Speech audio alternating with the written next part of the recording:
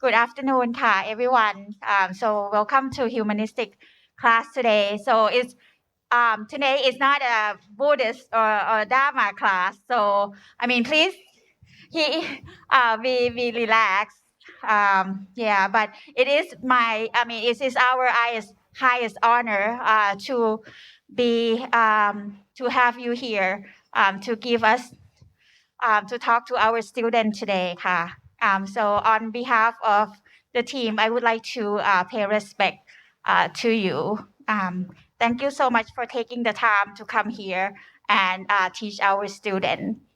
But I know not everyone is Buddhist, so it's okay if you guys don't feel comfortable. But if you do, you can pay the respect in any way that you feel comfortable. So let me do it for my own personal comfort. So, but if anyone feels like you want to sit on the floor, feel free to do that too.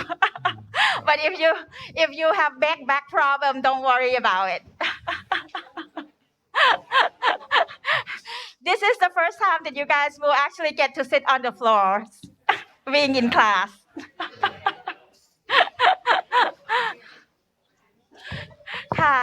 If you want to say something, please. So this afternoon we have a couple of hours together, and I would like to use the time in the way that's most benefit for all of you.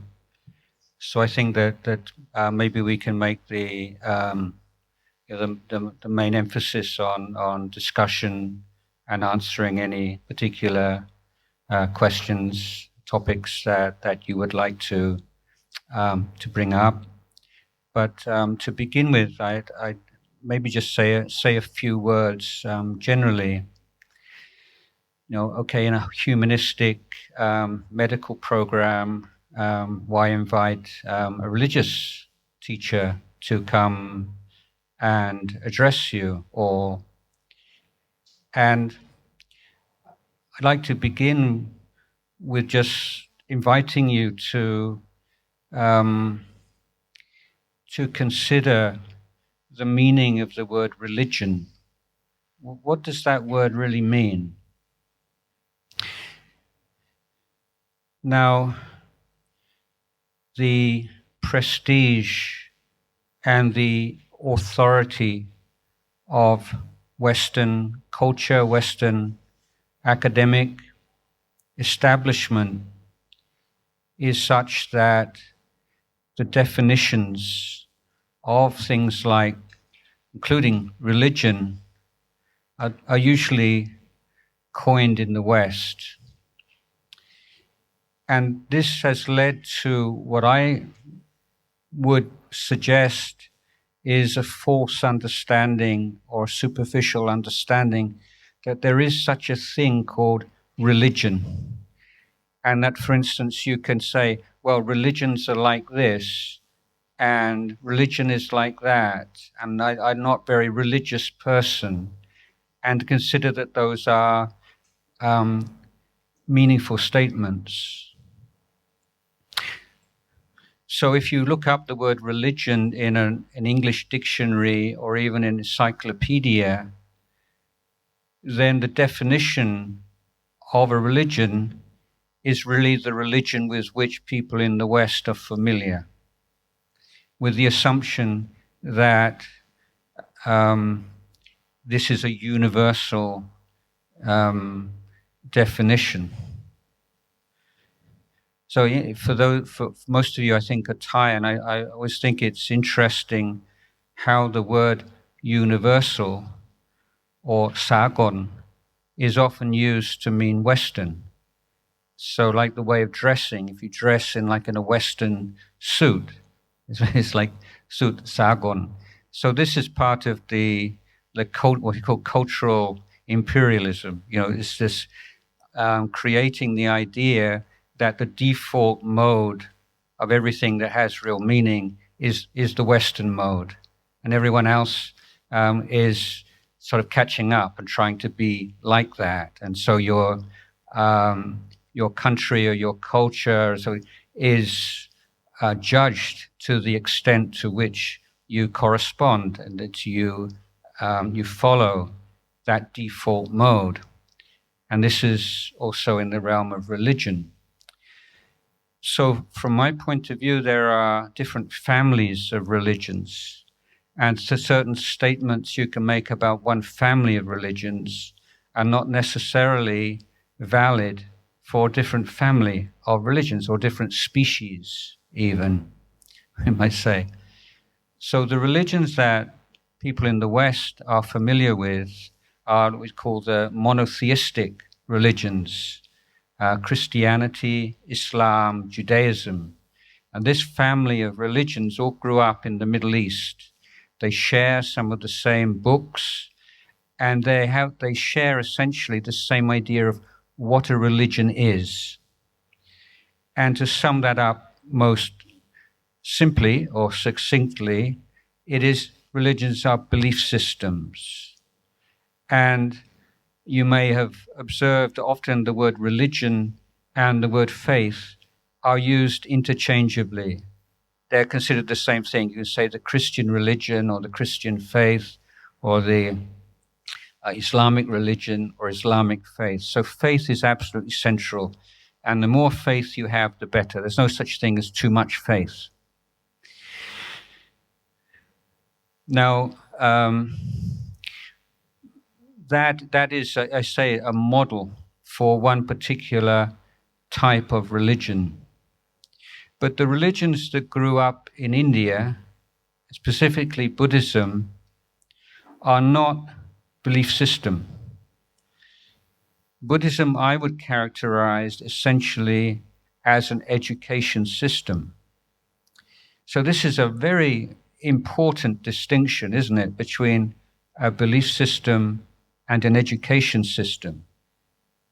And if you look at Buddhism as a belief system, and you see, as many educated Thai people do today, look at Buddhism through Western eyes, then you misunderstand the Buddhist teaching and you don't get the benefits from it that you could and should.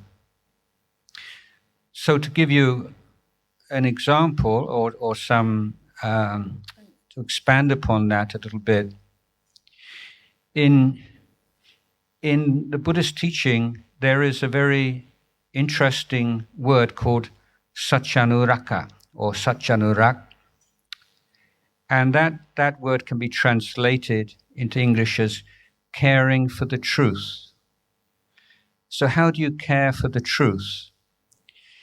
The answer is you don't claim that you know something and when you merely believe in it, because it is possible to believe absolutely fervently, 100% in something which is not true.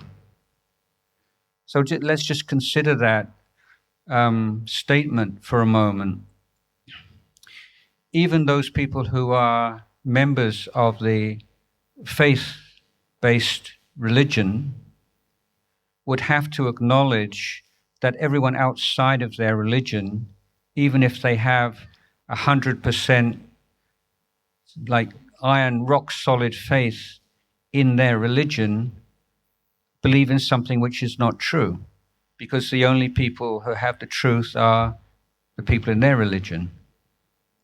So whether or not you are a member of one of those religions or you're an atheist, I think you must accept this proposition that it's possible to believe something which is not true. Now, in Western world, you often get this circular thinking. So you say, this is true. And if you are questioned, how do you know that's true? Then often the religious person will say, the moment I heard this, the moment I read this, I just knew. I just knew it was true. And so the circular reasoning is, it's true because I believe it, and I believe it because it's true. And so this is a cause of so much conflict in the world today. So the Buddha has this critique of religious beliefs. He's saying knowing something and believing something are not the same. You can believe in something that's not true. Therefore, you should always be humble about your beliefs and not insist that you must be right because you believe it.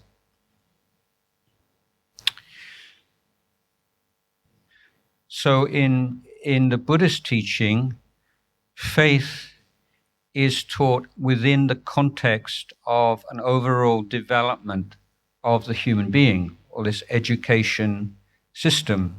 That being the case, we look at faith as a mental factor, the psychology of faith. And we can observe that often when people have strong faith, they say, oh, because God or whatever it is that someone believes in, they say, it's given me, this deity has blessed me in so many ways. So a Buddhist hypothesis would say how much of that is actually from the deity and how much of it is just the psychological benefit of having a strong belief in something. Because there are definite psychological beliefs in strong faith. But the Buddha also said that faith must always be governed by or accompanied by critical thinking. And in particular, for what reason? Because without it, faith can easily become fanaticism or superstition.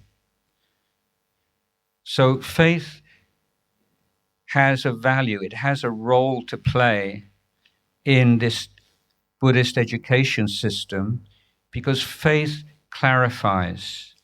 When you have so many different choices, so many different things, and you can't go into the pros and cons of every single thing you meet in your life. Sooner or later you just decide on one thing. So it's faith clarifies and faith energizes. So that what you want from faith in your development as a Buddhist is you want the clarity, focus, and energy that faith gives you, but at the same time, you need the critical investigation and governance to prevent this faith from becoming superstition or fanaticism. So this is an example of the difference. So we have faith in both religions, but faith in a faith-centered religion, in that family of religions, is a very different thing from faith in Buddhism. So the Buddha's was like a revolution in religious world in that the Buddha, I think, was the first religious teacher to say that we are not the playthings or the creation of a god or gods. Religious life is not a matter of protecting yourself against unseen forces or asking for blessings from unseen forces. But the religion is about human experience. So we can say it is the humanist religion, if you like, because the focus is all on the human being, and either as an individual or as a society, and saying that the causes and conditions of human suffering and the causes and conditions of human flourishing are not to be found in creating a special kind of relationship with deities and gods, but are based upon wisdom and understanding of the nature of our life, the nature of our body and mind. So the root cause of human suffering in Buddhist analysis is avijja, or ignorance. Ignorance of the way things are, ignorance of this body, this mind, how it really functions, what's really going on. We have make a lot of false assumptions. There's a lot of mistaken ideas we have about ourselves, which cause us unnecessary suffering. But the Buddhist belief, and this is the faith of the Buddhists, human beings, men and women equally, have the potential to find true happiness, to find true fulfillment through a holistic system of development, education, of training, of our behavior, our actions, our speech, of our emotions, of our thinking, the way that we look at the world and ourselves. This is what we call the Eightfold Path. So this is the human-based religion. All the answers, all the problems are right here, and all the answers are right here. But we won't reach those answers without a systematic training, development. And this is the gift that the Buddha gave us. It's a system of education. So in Buddhism, the test, if someone say they have faith in Buddhism, then how would you know whether that's a true statement or not? Well, you look at the way somebody lives their life, the way they act, the way they speak, the way they think about the world. This is how you express yourself as a Buddhist. It's not a matter of maintaining strong faith in dogmas. There are no dogmas in Buddhism. There's nothing. There's not an idea of someone who's going to reward you if you're good, or punish you if you're bad. This is a training, and we create ourselves. We create our lives moment by moment. We create our future through the quality of our actions of body, speech, and mind. So Buddhism is encouraging us to learn how to take responsibility for our body, speech, and mind, and to create the kind of future that we aspire to. So that's just like a preliminary introduction. Now, maybe is there anybody would like to comment on that or to ask? Have you prepared some questions or? So just to say, so this isn't like a Dhamma Tesana, or so. What that means is, if you don't agree with me, it's perfectly all right. My bab, okay, you know. My bab. I like it if someone disagrees with me. You know, if you've got some good argument, I like to hear it. Sure. I have a question. So how do you know like whether Buddhism is a religion? Like it could just be just a philosophy, like, you know. Well, what does that mean? Like a lot of, if you look at a lot of Buddhists, like they also believe in like other deities or other gods, or, you know, like they don't really believe in Buddhism. What does that mean? Okay, in Thailand, let's say like a lot of people also pray to other like deities, like Hindu gods and other gods. So I think that might be their religion, whereas Buddhism is like a philosophy that teaches them how to live their life. Yeah. Well, I'm not sure, you know, like philosophy, again, it's kind of a Western idea. But even if you were to ask a Muslim, and, you know, a Muslim would say, yeah, we have a philosophy of life also. So I don't, you know, this distinction between religion and philosophy and way of life, I'm not sure that I would agree that's a very useful way of talking about it. But of course, I think that one observation you can make, if you have a faith-based religion based on, you can summarize in, say, 5 core beliefs or 5 core things you have to do every day. That's a very portable religion. That's one that you can spread and you can maintain and grow very easily. Whereas Buddhism, being an education system, essentially, in my view, then whether or not it flourishes, develops, or declines is very much dependent on the quality of instruction that's given. And this is the real weakness in Thailand, whether it's on the part of the Sangha, or we can't really blame schools because Buddhism has been taken out of the school curriculum. But because Buddhism is not an evangelical religion, it doesn't try to convert anybody. It's not aggressive religion. It tends to try to live in harmony with people of other beliefs. When you don't have a clear instruction, what are the Buddhist principles, then people get confused and they can easily absorb non-Buddhist beliefs without realizing it. So this is what you find in Thailand. People say, I'm Buddhist, but when you ask them, then actually a lot of their thinking and a lot of it is in conflict with Buddhist principles, and they're not really aware of it because no one's really explained this to them.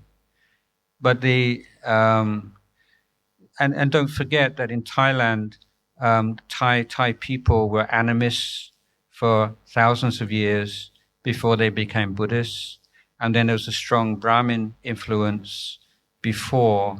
And so when Buddhism comes in, it's not like it's going to forcibly it's going to kill all the animists, or burn their houses to the ground, or put them in prison, or it's just like live together. So you have this you get this animist and Brahminist influence. So it's the role and it's the duty of the monks to point out to what extent just maintaining friendly relations with other religions, but don't get them confused with Buddhist teaching. But inevitably, if you have a population of 60, 70 million people, you're going to have, quite a wide variety of approaches. So I think it's really important to keep coming back. Well, what is the essential features of Buddhism? And is there something really worth giving some attention to, or what has Buddhism got to say to me in my life and in my career? And I'm suggesting it's got a lot to offer. So it's not like, as I say, like proclaiming now I'm a Buddhist and making it into our identity necessarily, but being able to appreciate the Buddhist worldview and the Buddhist value system, and in particularly the very practical advice the Buddha gives us for living our life, whether it's as a monastery or in the world. So I don't think that's really such a, that question is, there is the Buddha Dhamma and the teachings, and in some places, many places, they are misunderstood or only practiced in part. But there are also, a lot of very inspiring and, for what I would say, inspiring and uplifting Buddhist individuals and communities. One thing I would observe is that, excuse me if it's not true for you, but a lot of times in Bangkok, people say Thailand is like this and Thai people are like that. And what they mean is like middle-class people in Bangkok. There's very little contact with upcountry and communities upcountry and what's going on outside of Bangkok bubble. So, and one of the, when you are, as a young doctor, you'll probably get a chance to go up country, and some of you have probably done that already, and have a bit more of a wider view of the country and what's going on. When I was, this is not really so exact a comparison, but in 1976, I was living in Tehran, in Iran, which was rapidly westernizing, and in Tehran, you just feeling it's becoming more and more like the Western world, and it's just this idea. This is the inevitable thing that happens. As countries become richer, they become more and more like Europe or America. And then, like a year or so, a couple of years after, they had the Islamic Revolution, and it completely flipped over because people in Tehran just didn't have any idea just how much how this huge gulf in their way of life and their thinking there was between them and 90% of the people who lived outside of Tehran. So it's not like quite so bad as that in Thailand, I'm saying, but just as a point, when making generalizations about Thailand and I mean, the longer I've lived in Thai, I've been here 44 years now, and the longer I live here, the less I feel confident about making generalizations about the country and the culture and the religion at all.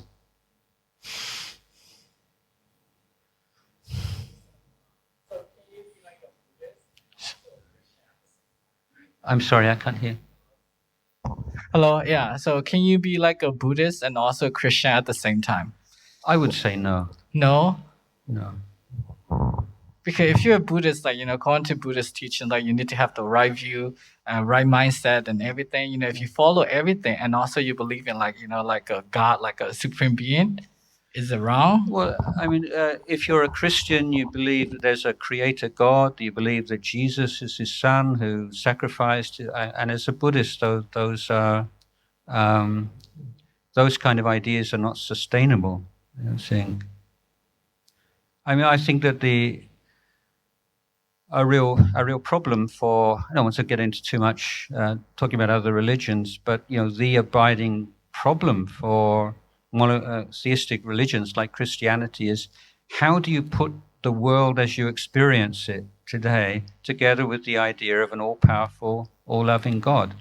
And this has been, the big issue with this kind of, if God is all-powerful and all-loving, why is there millions and millions of people who don't have enough to eat, who don't have, and for me, God is a hypothesis. And I would say if you take that hypothesis and examine the world as we experience, the hypothesis doesn't stand up to any kind of analysis. That would be my simple response. I think that so these kind of the defense of the idea of God, and it's going to get like in philosophy and theology, this has been going on for a couple of thousand years. But I have an interesting, I think, an interesting challenge that, and it's interesting because most things, if you Google, you can find sort of good answers. And this is one thing, and even Google is almost completely silent about. So how, if you believe in an all-powerful, all-loving God, do you explain miscarriage? So the latest figures are like between 1 in 3, like between a half and a third of every pregnancy end in miscarriage. So how do you explain that in terms of belief in God? So you have to be baptized before you can go to heaven. Why? What possible reason could you have for allowing a human being to, or a consciousness, because Christianity belief in sort of conception, to come to nothing after a week, 2 weeks, 3 weeks, 4 weeks, 5 weeks? How can you explain that? I don't think that there's any way to explain it. And as I say, finding theologians or Christian philosophers to justify this, I've not been able to find it. So that's just one, maybe extreme argument against the existence of God. But I don't really want to go into that very much. But just to answer your question, that I don't think that belief in a creator God is sustainable or stands up to any kind of analysis, particularly if you're starting to look at the body and mind, because essentially what Buddhist analysis is concerned with is causality. Why things happen, why things arise, what are in any kind of phenomena, what are the causes and the conditions for this phenomena? And if this kind of conduct, this kind of behavior, what are the results of it? So Buddhist, in the wisdom area of Buddhist practice, we're very much focused on causality and understanding. So this is why often the Four Noble Truths, which are the core teachings, are explained with a medical metaphor. So you have the illness, which is dukkha, then you have the cause, and then you have the cure, and then you have the treatment leading to the cure. So it's very it is quite a lot of similarity in those two approaches. อาจารย์ครับ as we are all the medical student and now today we normally receive much Would it be possible when you ask questions just to take your mask off? Because Okay, I find okay, it difficult sorry. to hear. Yeah. Can you hear me? Yeah. Okay, as we are all the medical student and nowadays we receive much of all information from the professor from the faculty. So according to the Kalama Sutra, how should we process all these information to make it? Yes, thank you. Well, are you all familiar with this? The reference here, the Kalama Sutta. So the Kalama Sutta is something called it's one of the teachings of the Buddha, which is most well known in the West, because it's kind of like something you would never meet in any of the texts in the faith-based religions, because the Buddha is saying, don't believe something just because the Buddha said it. Don't believe it just because some authority said it. Don't believe it just because it makes sense. So it's like it really gives you kind of encouragement to make your own decisions. But I think that this teaching has also been misrepresented and taken too far. Because what the Buddha is saying is you can't be absolutely sure.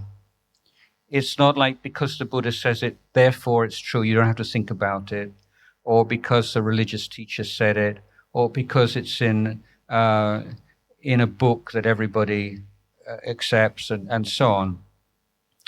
But that is not to be taken as a rejection of all authority. For instance, if you say like a high school physics teacher says this and Albert Einstein says that, it makes sense to believe Albert Einstein rather than a high school teacher. Okay, so you give more weight to someone who's been a doctor for 30 years or someone who's just starting off their training as a doctor because they have more knowledge, more experience, they're just more trustworthy. So the Kalama Sutta is saying you don't reject all authority and you have to somehow find this answer in yourself. That's the kind of Western romantic idea, just follow your dream and that kind of idea. But you'd be foolish not to draw upon the knowledge and the experience of people who've been doing the same thing that you're interested in for many, many years, or from people from past generations. But what the Buddha is saying is, don't believe because it's the Buddha or because it's authority, therefore it must be true. So you always just keep a little bit, so you say, okay, Albert Einstein, physics, 99% trust, or Ajahn Jayasaro, he's been a monk for 44 years, he knows, or maybe 70, 80%, I don't know, but whatever it might be. But the idea, all the Buddha is saying is don't give 100% assent to something that you haven't experienced directly for yourself. But my argument is that many people take this Kalama Sutta too far, and then reject authority, which is really a wonderful resource. So seeing, there's so much, we have access through internet now, incredible resources that we've not had before.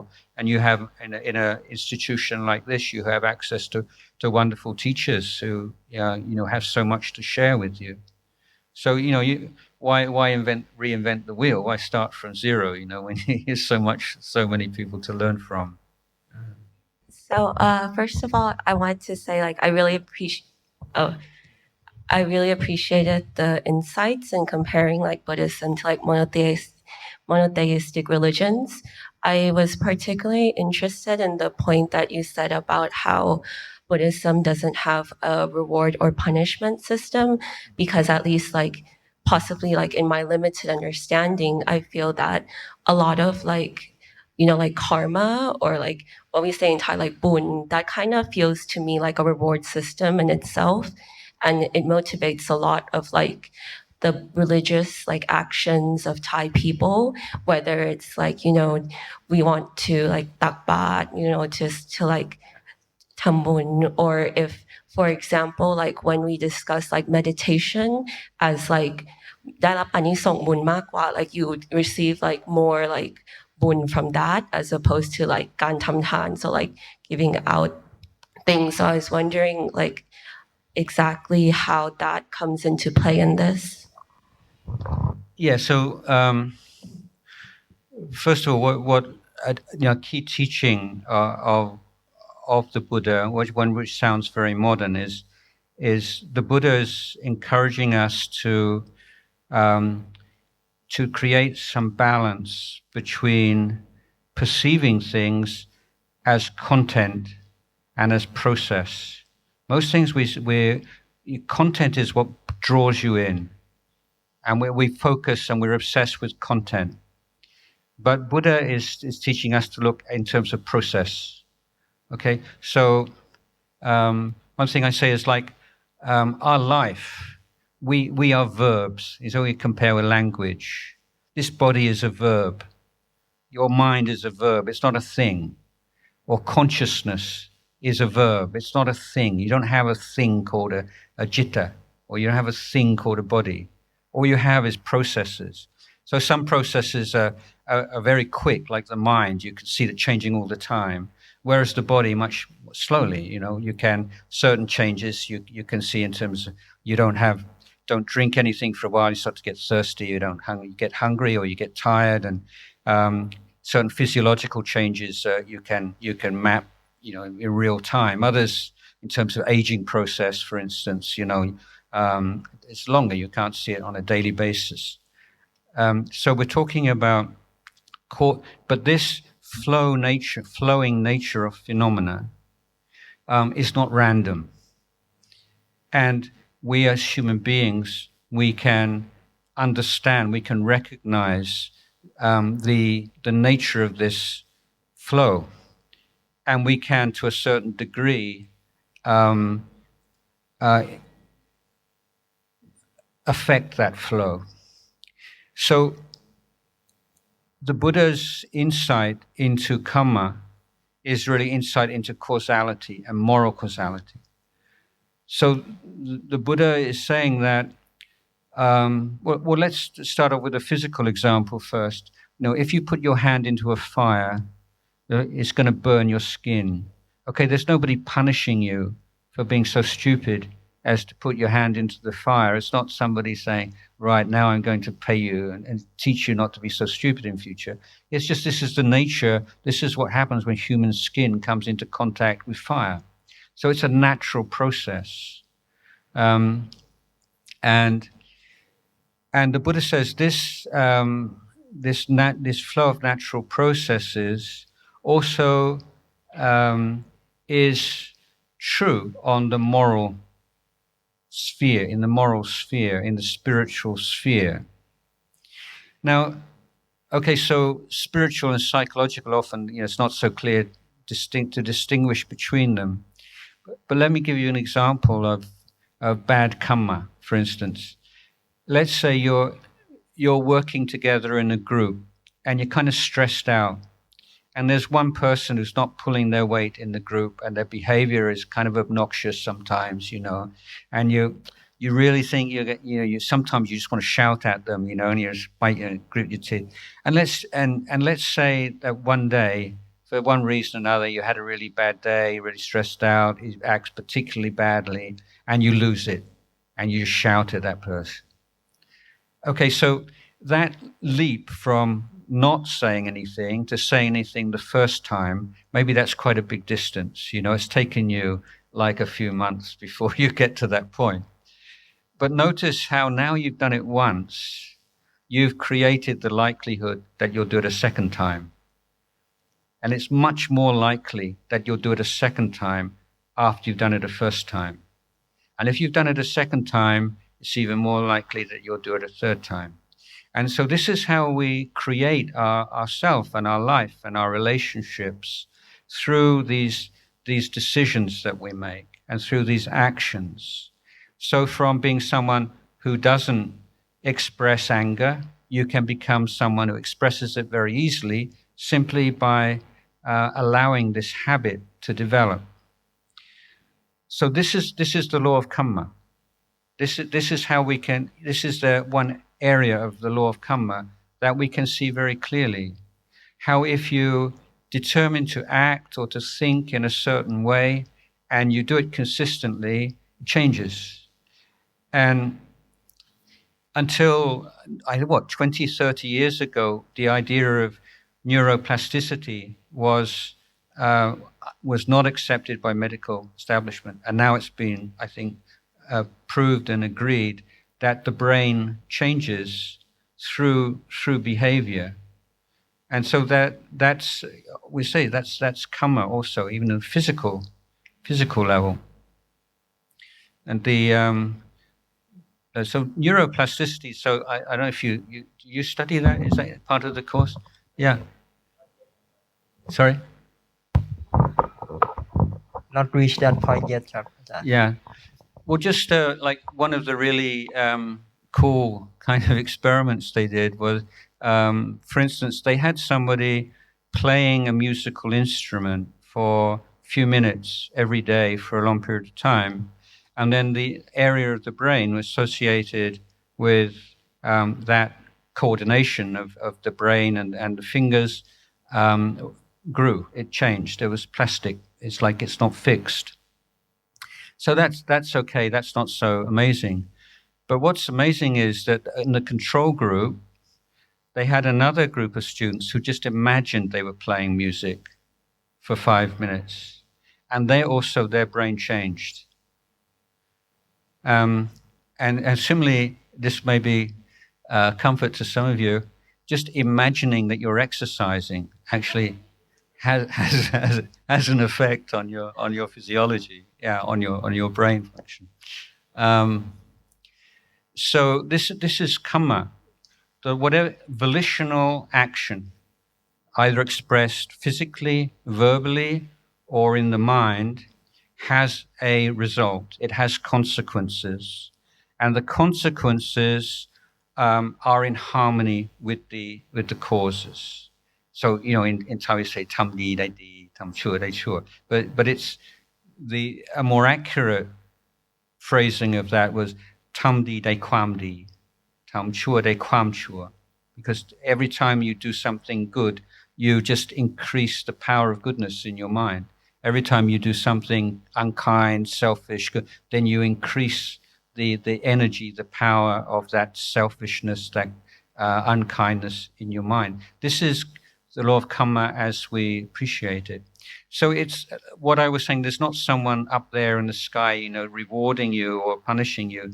This is just natural processes of causality as expressed in the human being. Yeah.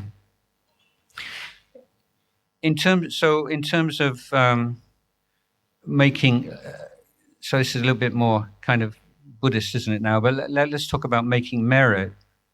So the Buddha's teaching is that if you give something, then if you have a gaining idea, you want something in return, you don't make very much merit.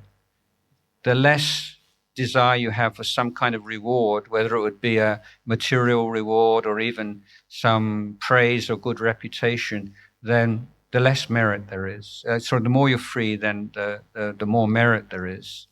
And again, this is something that you can investigate. Like if you try to remember some occasion in the past where you did a good thing, but really, it was in order to get something in return. And now you think about it and you just kind of feel chui, it's like, it's like a transaction. You took part in a transaction. But if you have, and I'm sure you have, times in the past where you acted really well and kindly, and you did it with no desire for anybody to even know about it. It was just like good thing to do, right thing to do.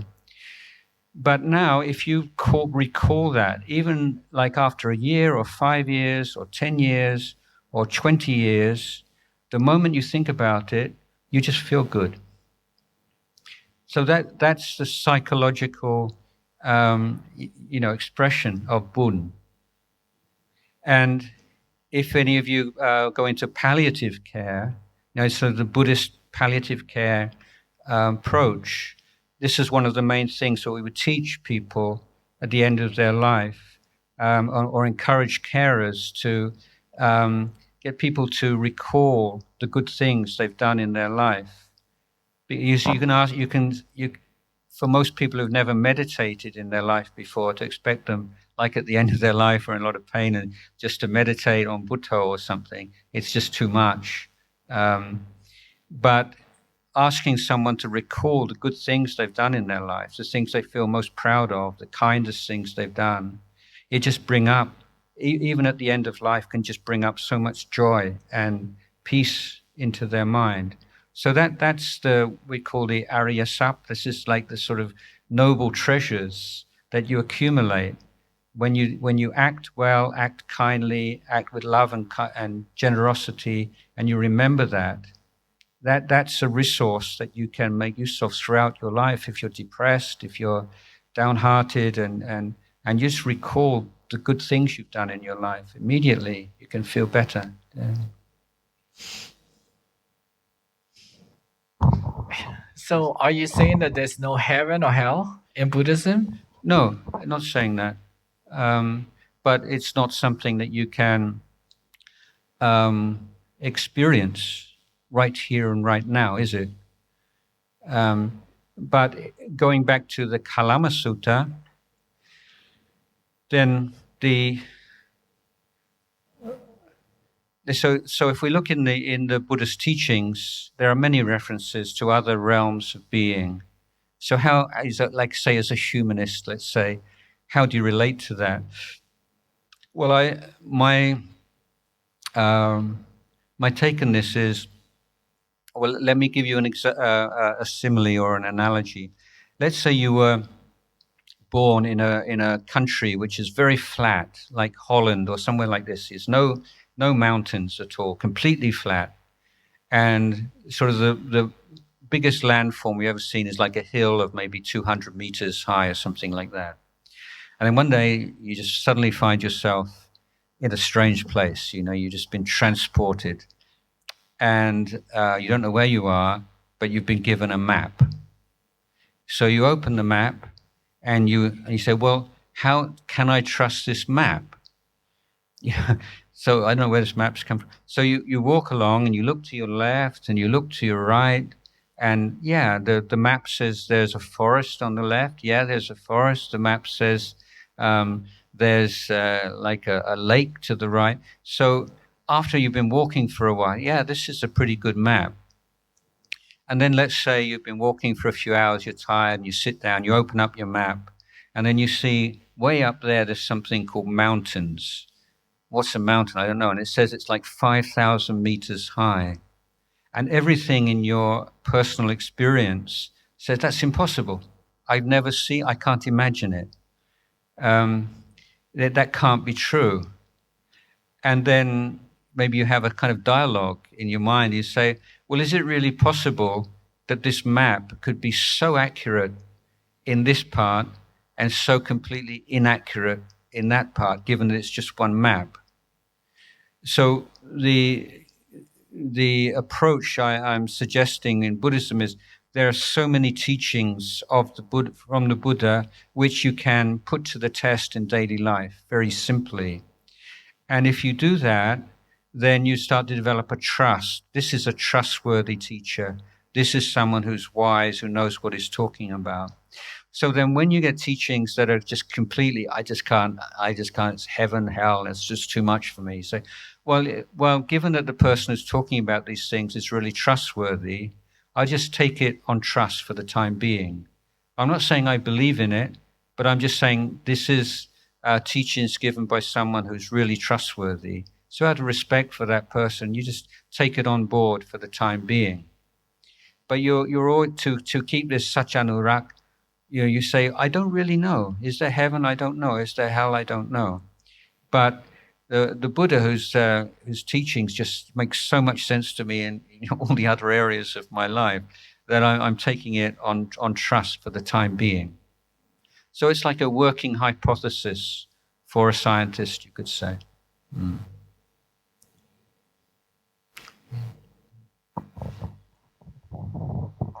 Do you believe in life after the last breath? And how will you explain to people who believe that, life ends completely after you die, and the karma that you just, previously explained to my colleague, it just, everything's end at that point? Because I believe, like, totally opposite from that. I believe that everything's continue after that. Yeah. And you take the karma going forward. So first of all, I want to understand and get your thought about, like, life after the death. Well, I would say if you were to speak to scientists, like leading scientists, like Nobel Prize winning scientists, what is the remaining problem? What is there in the world that science has not yet come up with any answers to? And almost all of them will say consciousness. We don't know what it is. Yeah. But at the same time, science, which we tend to believe is this kind of, there is this thing called science, like there's this thing called religion, and science is based on scientific principles. Well, in many cases it's not, and including medical sciences, there's this default belief that the mind is just an epiphenomena. The mind is just something that arises naturally from the chemicals in your brain and so on, so that the physical reality is the real. What's really happening is that there's chemical. People say that, but and it's just assuming that the question of consciousness has been discovered, that consciousness disappears at death. But that's a belief. It's a religious belief, basically. I mean, science in many ways can be a religion. And so much of science is based upon this belief, but it's not really honest about it. It's like saying, well, yeah, of course.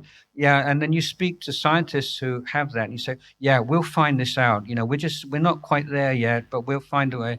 But yet, how exactly do you explain the relationship between consciousness and the brain? How does physical phenomena create emotion? Where does this sense of subjectivity come from? Science does not have an answer for this. It hasn't been worked out. It's a belief. So the Buddhist point of view is that the consciousness is not created by material reality, and the material constituents of life, they do disappear. We can see, we can burn a body, but we can't burn a mind. And I would say that there are some compelling reasons or evidence to support the idea of rebirth. And for non-Buddhist or non-religious person, I think the most convincing are the memories of past lives amongst children. So there are children all around the world, usually between the age of 3 and 5. After they go to school and they get socialized in school, they tend to forget this thing. But the age of 3 to 5, and this is not restricted to countries and cultures where they believe in this. It's not something they've been taught. And the researchers who've done the most work for this in the University of Virginia, and you can look this up, and there are books they've written, and so they travel around the world to interview families of children who recall past lives in different countries, different parts of the country, and all the details that they can remember. And then they subject them to really rigorous investigation, make sure there's no possibility of any fraud or any way they could have come across this information. And you can imagine, given the hostility to that kind of hypothesis, they have to be so careful. They have to be absolutely sure before they put anything out there, publish anything, because they're going to get attacked so much. And they now have 2,500 cases. And you can read some of these up, and they're really amazing. So we can say as Buddhists, well, yeah, we don't know, but the Buddhist hypothesis is these 2,500 cases and all the evidence and the words of these children and the correspondence to things that are really happening or have happened in the past is explained best by rebirth. And if you reject rebirth, then the question is, how can you explain this without teaching of rebirth? So this idea that, you know, if you kill yourself, it's just like turning off a switch, you know, and that's the end of everything. You know, it's really, and it's of course young people now. It's becoming more in Thailand. You say, well, what's your, you know, on what are you basing this belief that this is going to be the end? It's just it's a superstitious belief. You don't have any proof for that, do you? Except that, you know, somebody dies and they don't come back. I think maybe it's like pee or something. But the consciousness precedes birth and succeeds it after the physical death has taken place. So yeah, that's my belief. But I'm saying I'm trying to keep it in a sort of more kind of scientific and way. And I think that the evidence supporting it, also people who recall past lives under hypnosis, is also very interesting. And I would challenge someone to say, this is the evidence. How do you explain this if you reject the idea of rebirth, or if you believe that life begins with conceptions or with the full functioning of the brain? The other thing that you may be familiar with is a lot of this research about near-death experience and people who are brain dead, but then are revived and they have memories of things that took place while they were brain dead. And there was some studies in the West where they've they put things on the top of cupboards, things like that, because, you know, sometimes the really rationalist people, they become really irrational to protect this kind of rational explanation of something. And often people who have near-death experience, or, you know, they're brain dead and they feel like they're looking at their body from the ceiling. So to test that, they put things on top of cupboards which you couldn't, the patient couldn't possibly see or know anything about. And then, you know, they say, well, yeah, there was that on top, something really bizarre that really shouldn't be there, so it sticks in their memory. So there again, how do we explain that? If what does it mean to be dead? I mean, that again, it's not so clear cut, is it? It's just a convention that we take brain death to be the significant factor. But there are numbers of people who have experienced and can remember in detail things that happened when they were clinically dead. So again, what's the hypothesis to explain that? And often scientists just say, well, we can't explain that right now. We'll just sort of put that to one side. We'll work that out sometime in the future.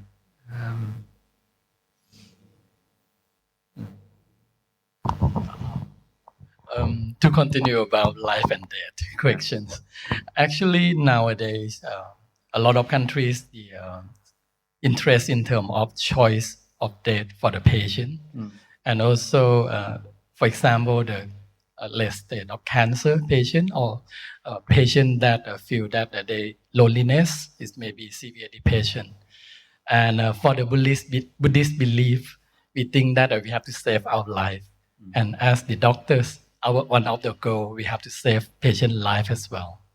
What do you think that the choice of death for the patient, and also versus the Buddhism, how it's going to be, and what do you think in the future trend of the choice of death? Yes, I'm. Well, to begin with, just to speak as a Buddhist monk, if a Buddhist monk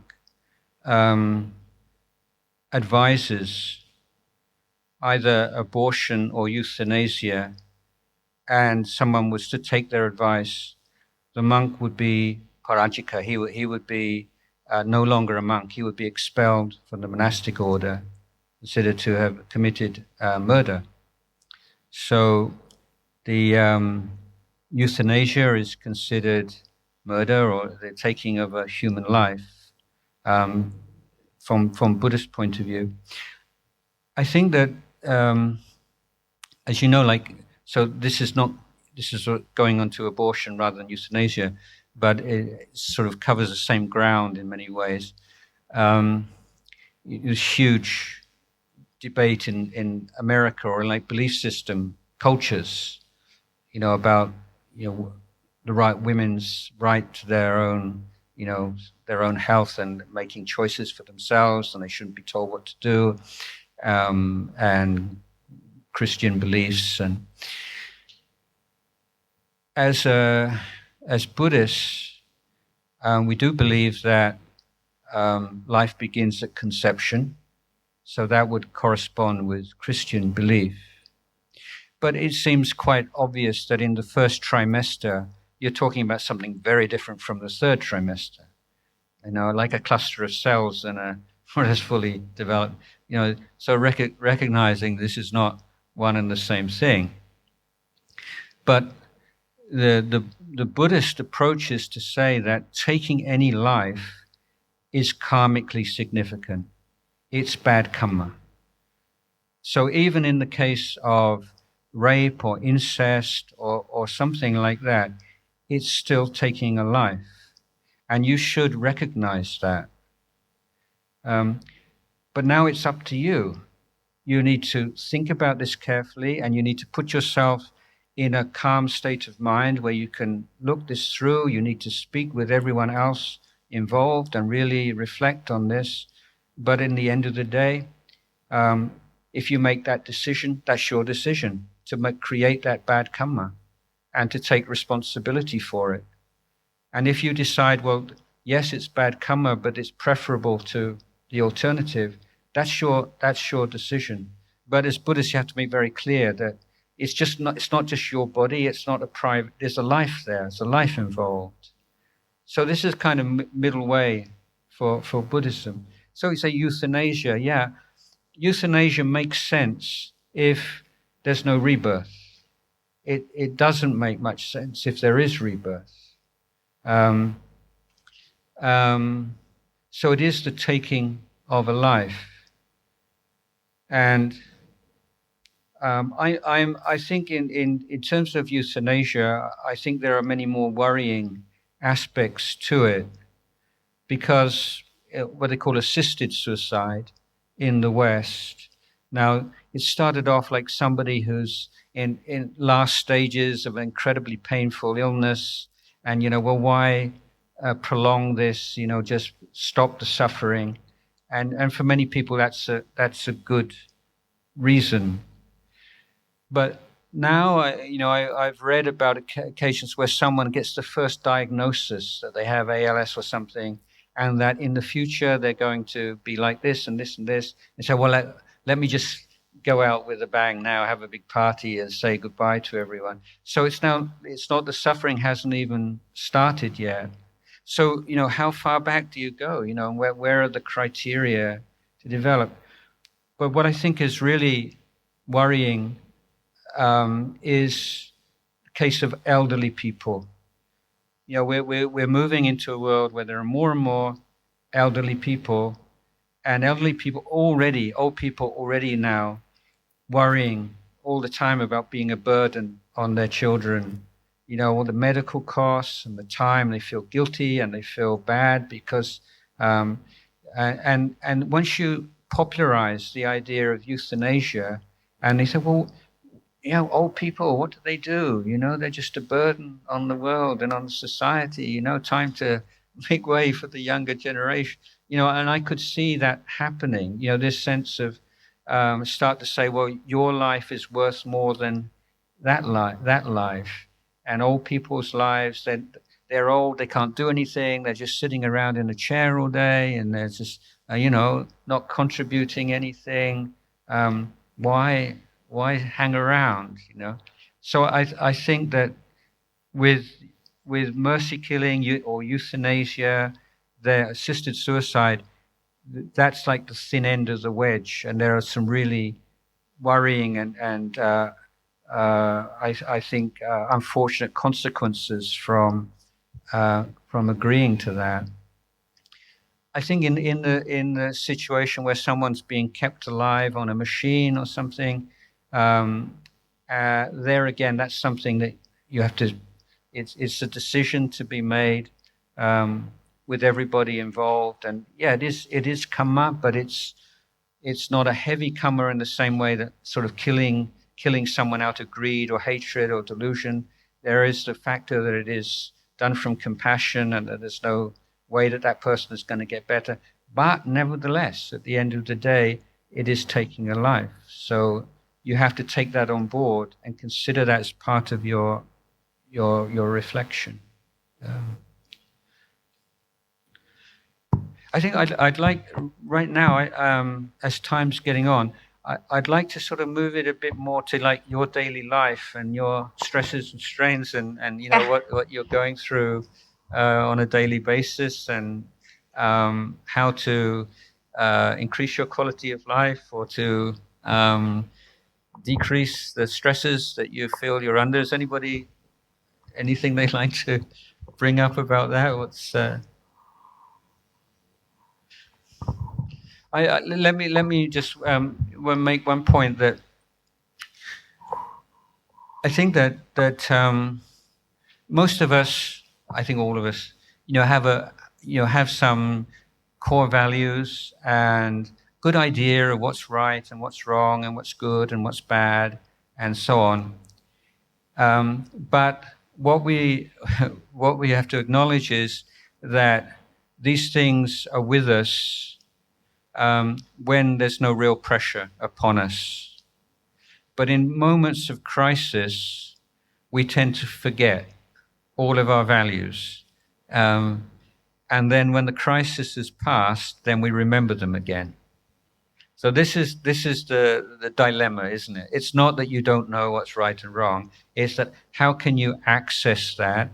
How can that be a refuge to you, a resource to you, even when things are really tough and you've got all kinds of physical, psychological pressures upon you. And this is one of the reasons that we're stressing the practice of mindfulness, meditation, and training your mind. And one way of looking at this is to consider the meditation is providing like a bridge between your brain and your heart. So you can hear teachings, let's say the classic Buddhist teaching, one day we're going to have to be separated from everyone and everything that we love. Okay? So you hear that, yeah, that's true. Who could argue with that? Yeah, I know that. But why is it that when you lose somebody that you love, a relationship ends or a parent, grandparent passes away, it's as if you never knew that at all. It's just completely blown away by it. So, somebody else is bereaved or someone else breaks up with their boyfriend or the girlfriend, and we can give them all the good advice, but when it's us, it's something else. We're much better at teaching other people than we're teaching ourselves. So, do you recognize that this problem, and what do you do about it? So I feel that this practice of training the mind, developing a power of mindfulness is really the most effective way of integrating these basic truths. So they say Buddhist teaching is really they're pointing to these truths. I am of the nature to age. I've not gone beyond aging. Yeah, and we're aging every day. I'm the nature to sicken. Even if you lead a really healthy lifestyle, you exercise every day, you eat really good foods, you do all this, it doesn't mean you're not going to get sick. There's no protection, absolutely, foolproof protection against sickness. And you're going to die. We're all going to die, and we don't know when that will take place, how many years in the future. Might be tomorrow, who knows? Might be today. And we don't know whether we're going to have a short, just die in our sleep with our socks on, and that'd be lovely. But, we don't know that's going to happen. And, let's say the worst happens. We're diagnosed with a wasting disease or with cancer. Do you have the resources that the psychological, spiritual resources that you feel you could handle that? So, there is a lot of these things we can just, I don't want to think about that now, it's depressing. But the Buddhist approach is you need to think about these things. You need to reflect upon them daily, and you need to integrate these things into the whole way you look at yourself and the world and the people around you, because it's only by becoming friends with the truth, really absorbing the basic truths of human existence, that you can find any true peace in life. Okay, does somebody want to say something? Sorry, yes. เจ้าคุณครับ so we are all here because we want to be doctors, and since the first day of admissions, the professor asked us during admission, why do you want to be a doctor? And after we get in, there's always question which specialty do you want to go to? What kind of doctor do you want to go to? Do you want to be a professor? Do you want to be a GP? And on the opposite end, we were always constantly told, don't fail. There are states that we don't want to be in. You don't want to fail this test. You don't want to fall behind. When does that become a part of the suffering?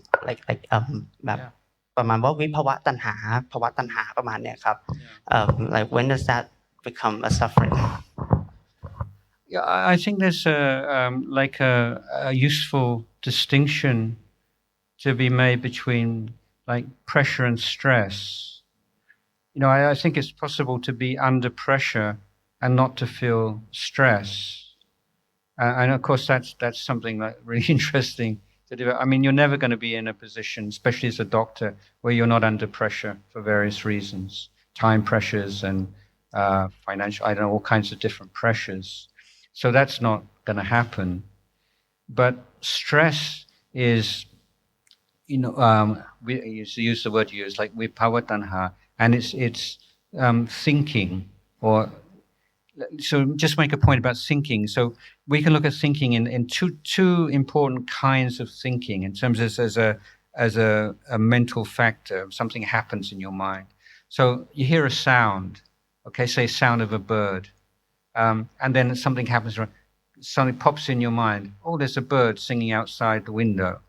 Okay, so that's a like inconsequential thought. It's not a karmically significant thought.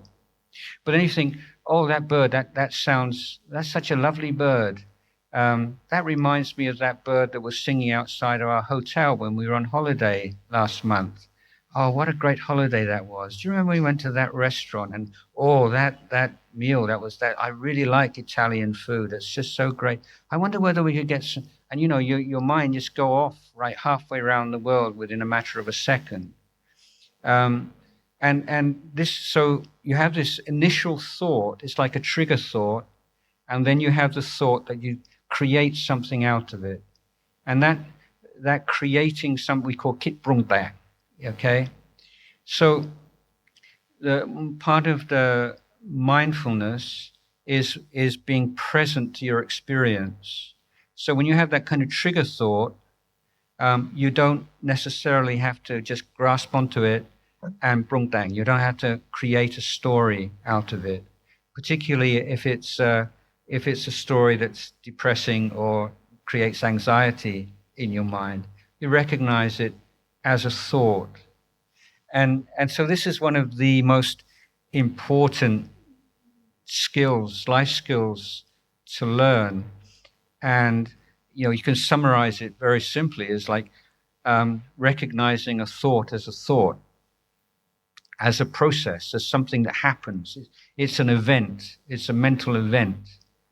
So, something comes up into your mind. If you lack mindfulness, especially if it's something kind of meaningful or that you've thought about before, your mind just, tok wrong, it just goes into that. But if you have that sufficient clarity and sharpness and brightness of mind, you recognize there's that thought again. Don't follow that one. You don't need to. Why would you follow it? Why would you create a story out of it? And then it just passes away by itself. But without mindfulness, you can't do that. It's not something you can just decide not to worry about something or decide not to get stressed out about something. So again, the kind of things to look into as well are this whole area of success and failure, and how you understand those words. What is it to be successful? What is it to fail? And most I think most people who have really developed something in their life, they feel a lot of gratitude for their failures. Often I think you've seen, you learn often a lot more from your failures than your successes. Because every time you fail, you learn, this is another way not to do it, and it's easy just to take things for granted when you're successful.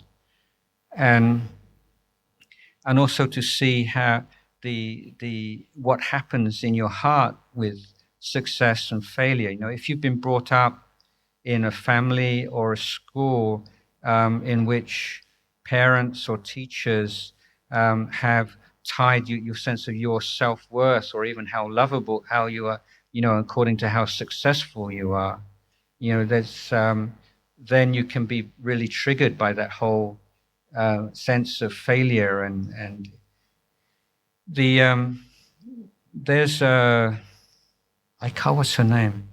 Susan Dweck. Anyway, I can find a reference to you. But one of the interesting theories to develop the last few years is how people understand intelligence and being smart.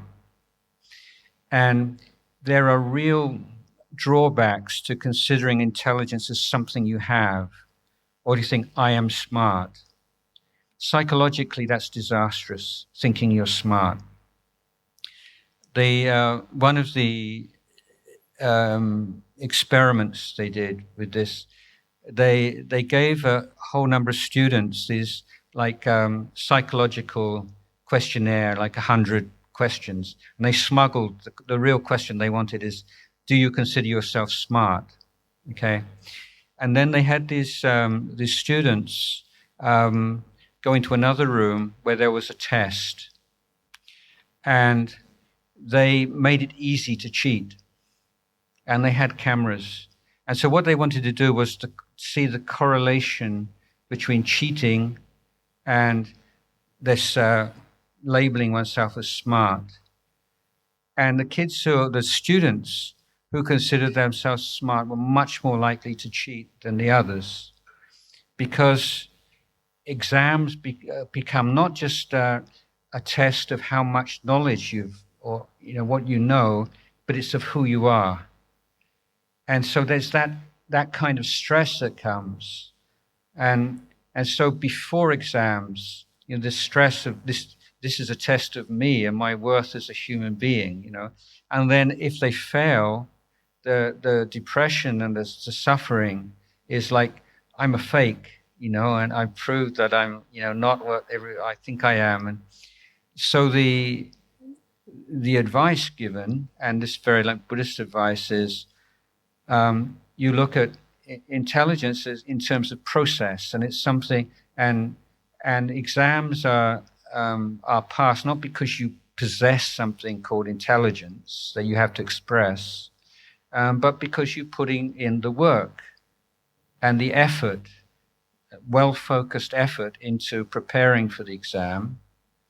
And then if you're successful, there's no real sense of self, I'm something special. Yeah, I did the work, I got the result. And if you fail in the exam, yeah, I didn't put enough effort, or I put the wrong kind of effort, wrongly focused effort, it doesn't affect your self-worth and succeed or anything. It's just, I didn't do the work, and I just need to change how I work or improve how I work in future.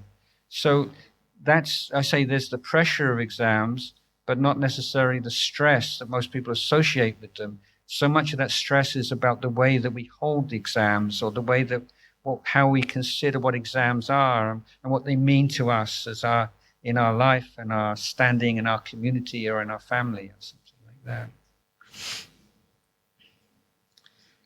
Anybody over this side want to contribute? I just had like a more basic question about the idea of like taking lives from cells. I thought about it for a while, like do bacteria count too? Like every time we use hand gel, especially because sterilization is so important in like a medical setting, or for example, when we prescribe someone antibiotics, are we just like killing millions of lives?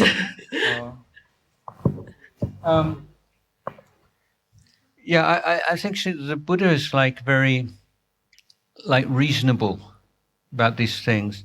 If you compare with the Jain religion,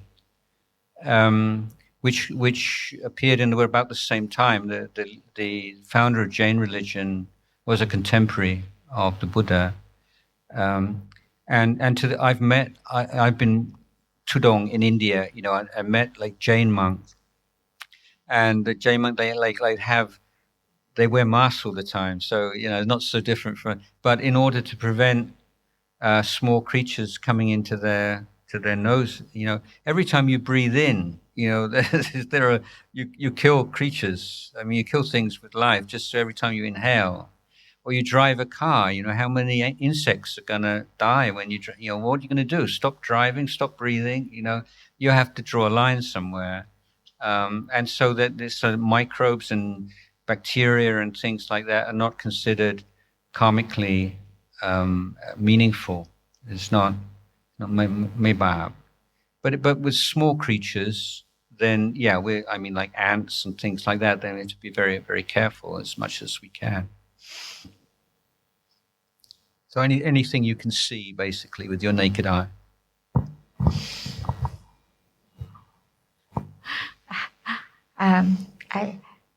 May I ask something? Yeah. I have a question about this wearing mask thing. Because I'm just wondering, are we being too afraid or fearful or too much anxiety about, eventually are we going to go back and live a normal life and not be fearful of this infection? Or what do you think about that? It's a tough one, isn't it? I mean, my own standards, I've had the vaccine, and every time I come out into meeting people, I take Gachai Khao. So it's like, and if I'm in a group of people, I wear the mask just out of politeness, but if I'm talking like this, and it's just I just take it off. And but I don't know. I think that I don't think I have a good answer for that, because different people have different standards, and hospitals, it's just like a special case, isn't it? I think you have to be, if there is ever any place where masks are a good idea, it's a hospital probably.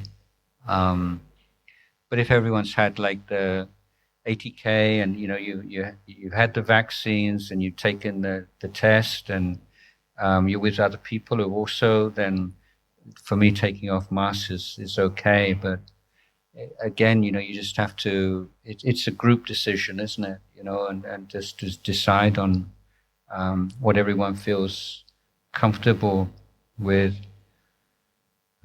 I think people's anxiety levels vary so much, and here again, you have a decision to make in any kind of community. Do you take the most anxious people as the standard, or the least anxious people, or the middle, somewhere in between? And it's not such a easy decision, is it? What do you think? What do I think? Yeah. I'm personally wearing a mask for other people, so they don't get anxious. Yeah. So, but I don't, right, because I personally think that, there are like tuberculosis or other things in the air also, that even sometimes at this point, even worse than getting COVID, but, so, but I understand that. I think that there's still that fear in everyone's mind about what happened in the past when COVID was really bad. So, right, yeah.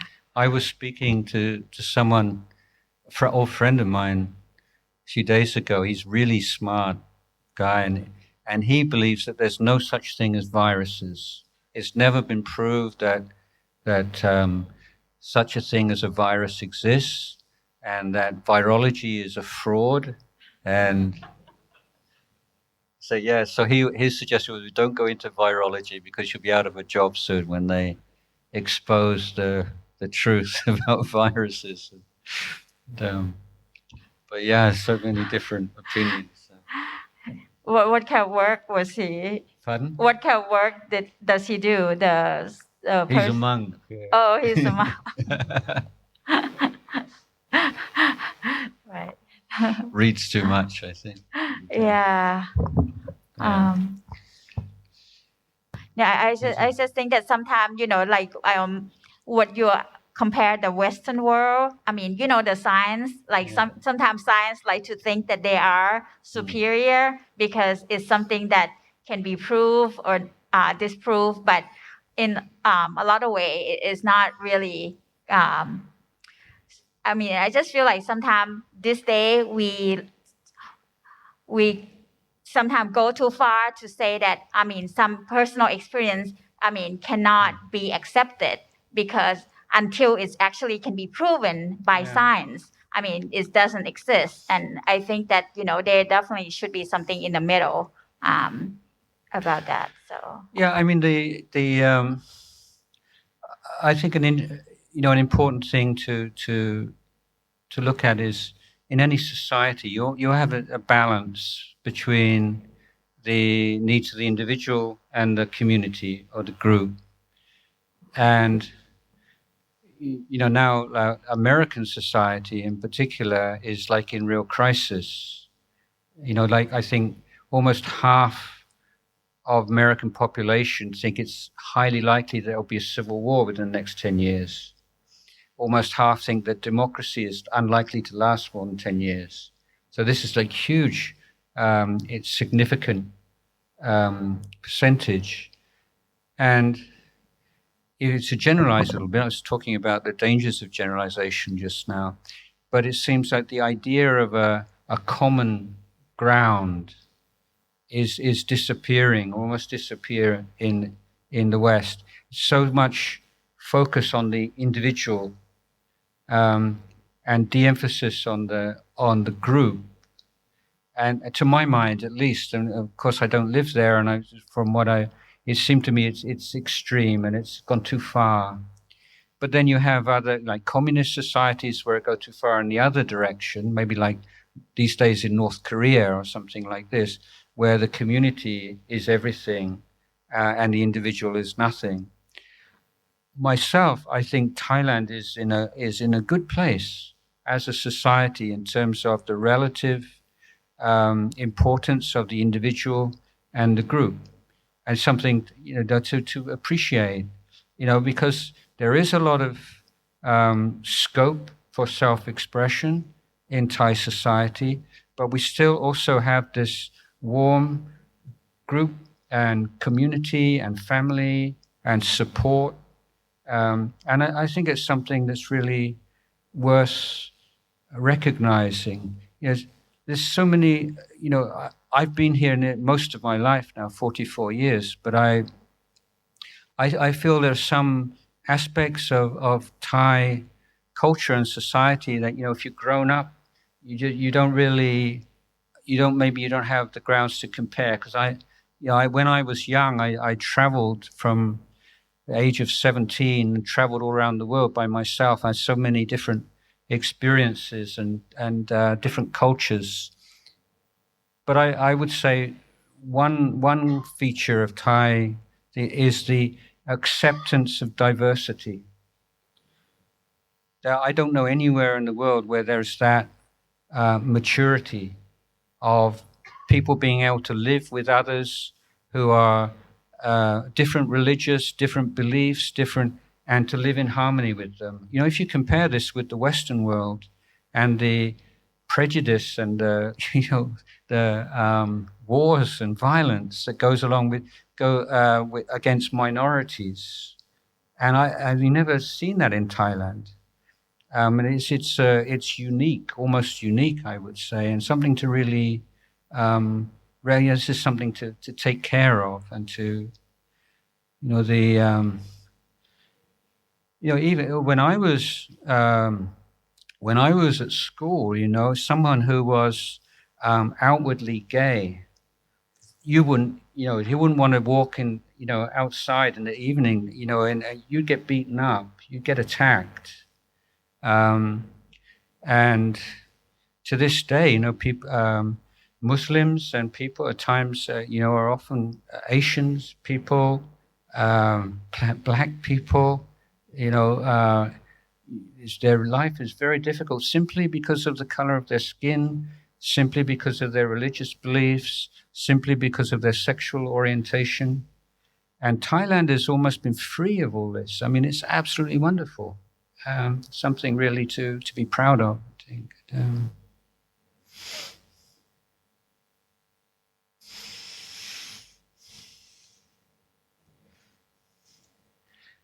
Anything else? I'm here once a year, so this is your chance. Right. Any like spiritual crisis, personal problems, any burning existential question? Hello, I just have a quick question following up on Nisa's question. So my understanding is that animals experience life differently to human, and we're kind of like generalizing the idea of human expectations, or like how human feels on like other animals. For example, I think jellyfish only has few neurons and they don't really like experience, I'm not sure, pain or anything, but when you compare that to pigs or like dolphins, they have different level of I wouldn't say consciousness because that's not quantifiable, but level of intelligence. Let's say, how would you like talk about karma in like killing a jellyfish compared to a pig, or like without or with intent, for example? Yes, for I mean food, it's meaningful and it's bad karma, and I think the again, you know, we're in the shadow of Western culture and Western beliefs. You know, if you look at like Descartes, who's like kind of one of the giants of Western thought. You know, I think, therefore I am, and was one of the most influential philosophers of the Western world. And he believed that thinking that animals have consciousness is just anthropomorphic delusion.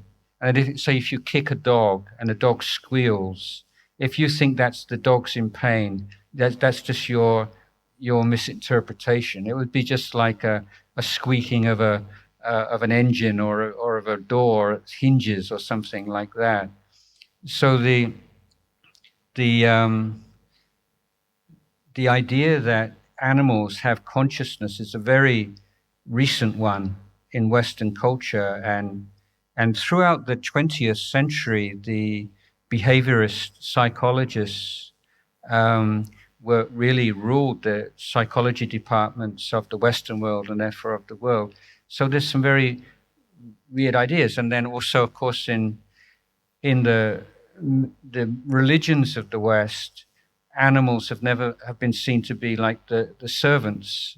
God made these to serve human beings. So like human beings have the right to hunt them or eat them or something because God made them for us. Whereas in Buddhism, you know, it's this universal, we're sappasat thang lai. So we consider everything that has consciousness, has meaning and value, and we respect it, and we don't feel we have a right to kill an animal just because we find its flesh delicious, you know, or whatever. And of course, there are many Buddhists who don't follow that that rule, that precept. But that's the understanding behind it. I just read a couple of days ago an article speculating that it's one of the most interesting develops in AI. One of it is that they're hoping to be able to find a means of communicating with animals. Of course, you know, their mental processes will be very different from ours, and the world they live in is different because of the senses are different. If you think that, like human beings, we have eyes, ears, nose, tongue, but a huge part of our brain is actually concerned with just processing sight. And so sight is our number one sense organ, and then nose is number two. And so that affects our world, you know, and what we consider like the real world is very much because of the way our eyes work and the way our ears work and the way the brain interprets that.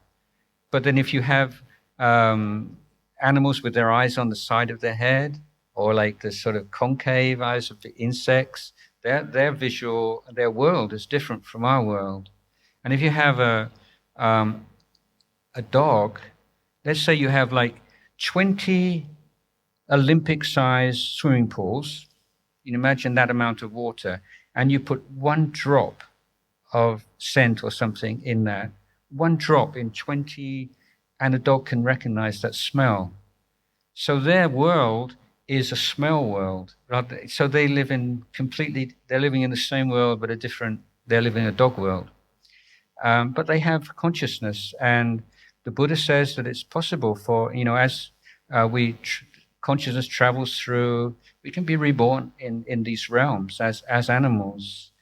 And prior to, you know, in the Ayutthaya period, where it's the first real encounter with the West, with the Dutch, Portuguese, British, French traders in Ayutthaya, prior to that, Thais would very rarely eat meat because of this fear that the animals might be somebody for like mi bun kun in the past. It might be a parent or it might be great. We don't know who, but it was the gradually that changed through influence of Western culture. So I think that the difference that we make between animals and human beings is, at least it seems, that animals don't have self-consciousness or don't have kind of a volition in the way that we do. That we're, for instance, let's say, you're walking past this table and you're all alone in this room and you see this and you really want one of these, okay?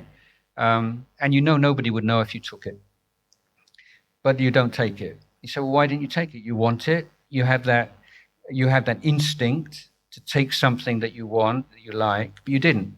You say, well, it doesn't belong to me, or he's using it wouldn't be fair on him, or he. So this is one of the basic features of human beings, which why it's considered so much bun to be born as a human being, because we have all the same instincts of animals, the instinct for procreation and et cetera, but we are not compelled to follow them in every case.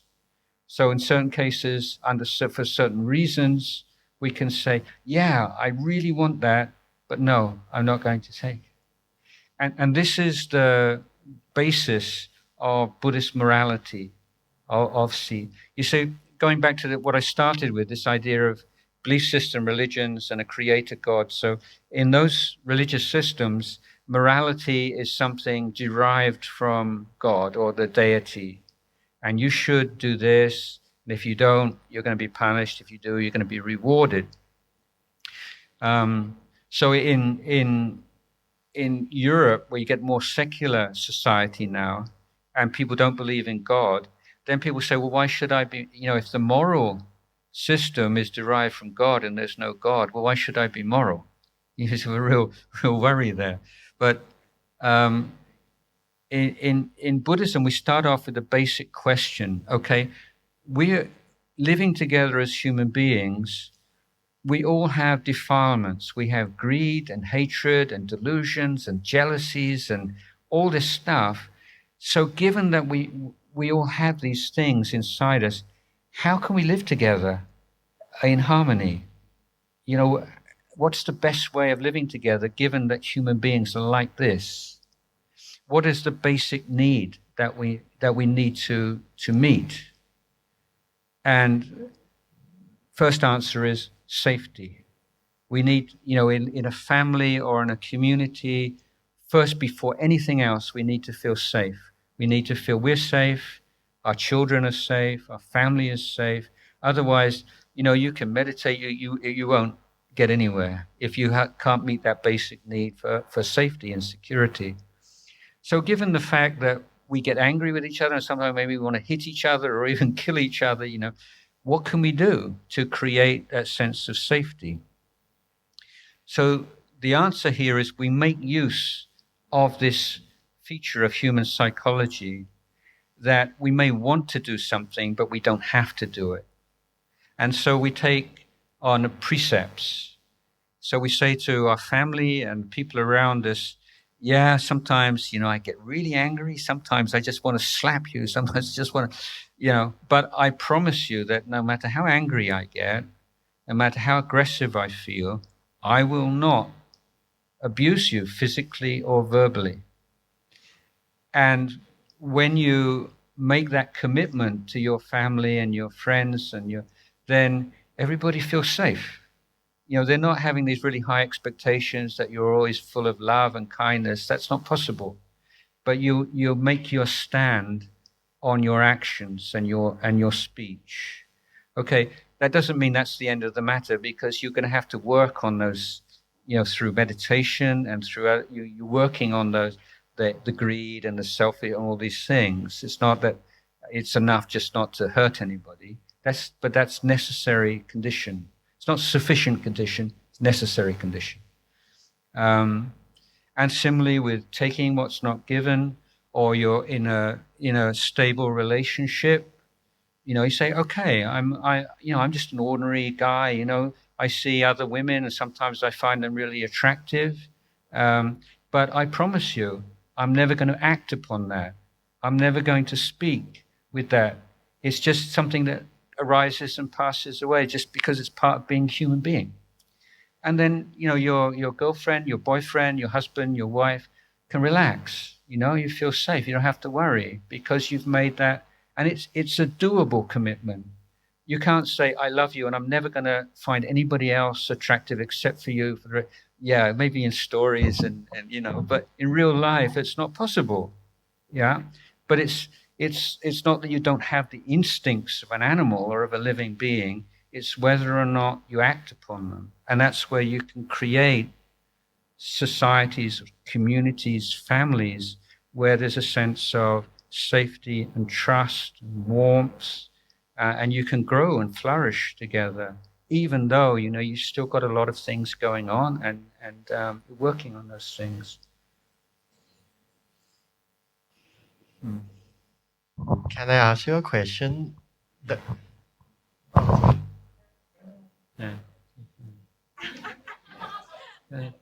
Just can I ask you a question? Just what?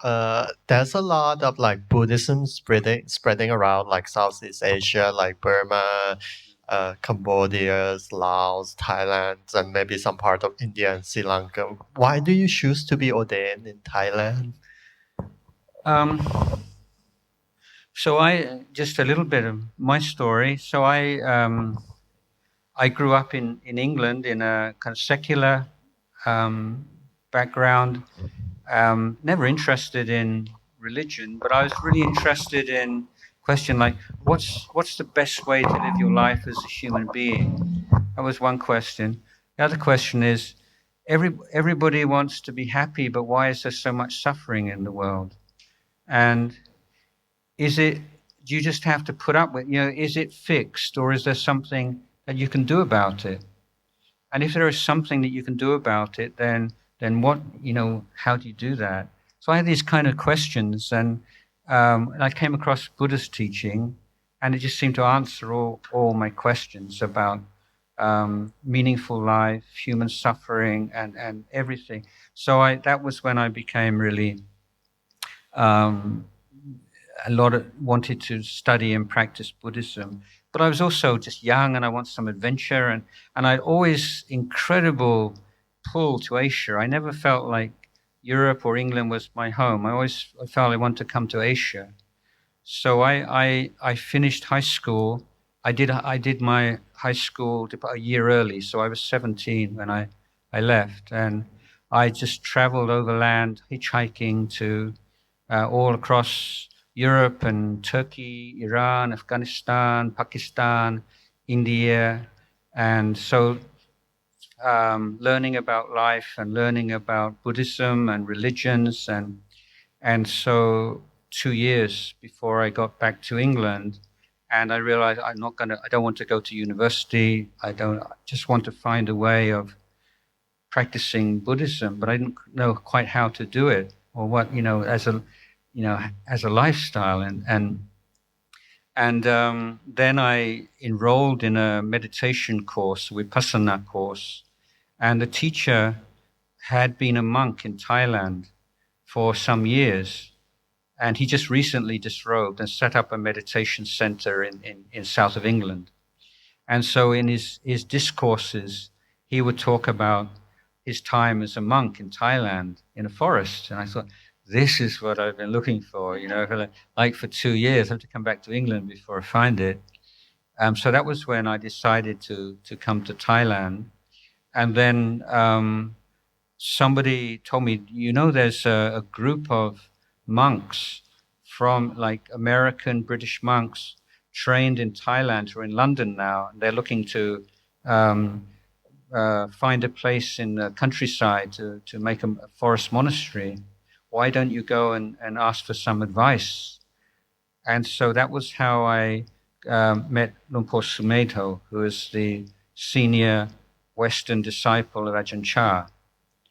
and I ended up spending 6 months with him and his sangha. Spent the Pansa in Oxford with him, and so in November of 1978, I came to Thailand to become disciple of Ajahn Jayasaro.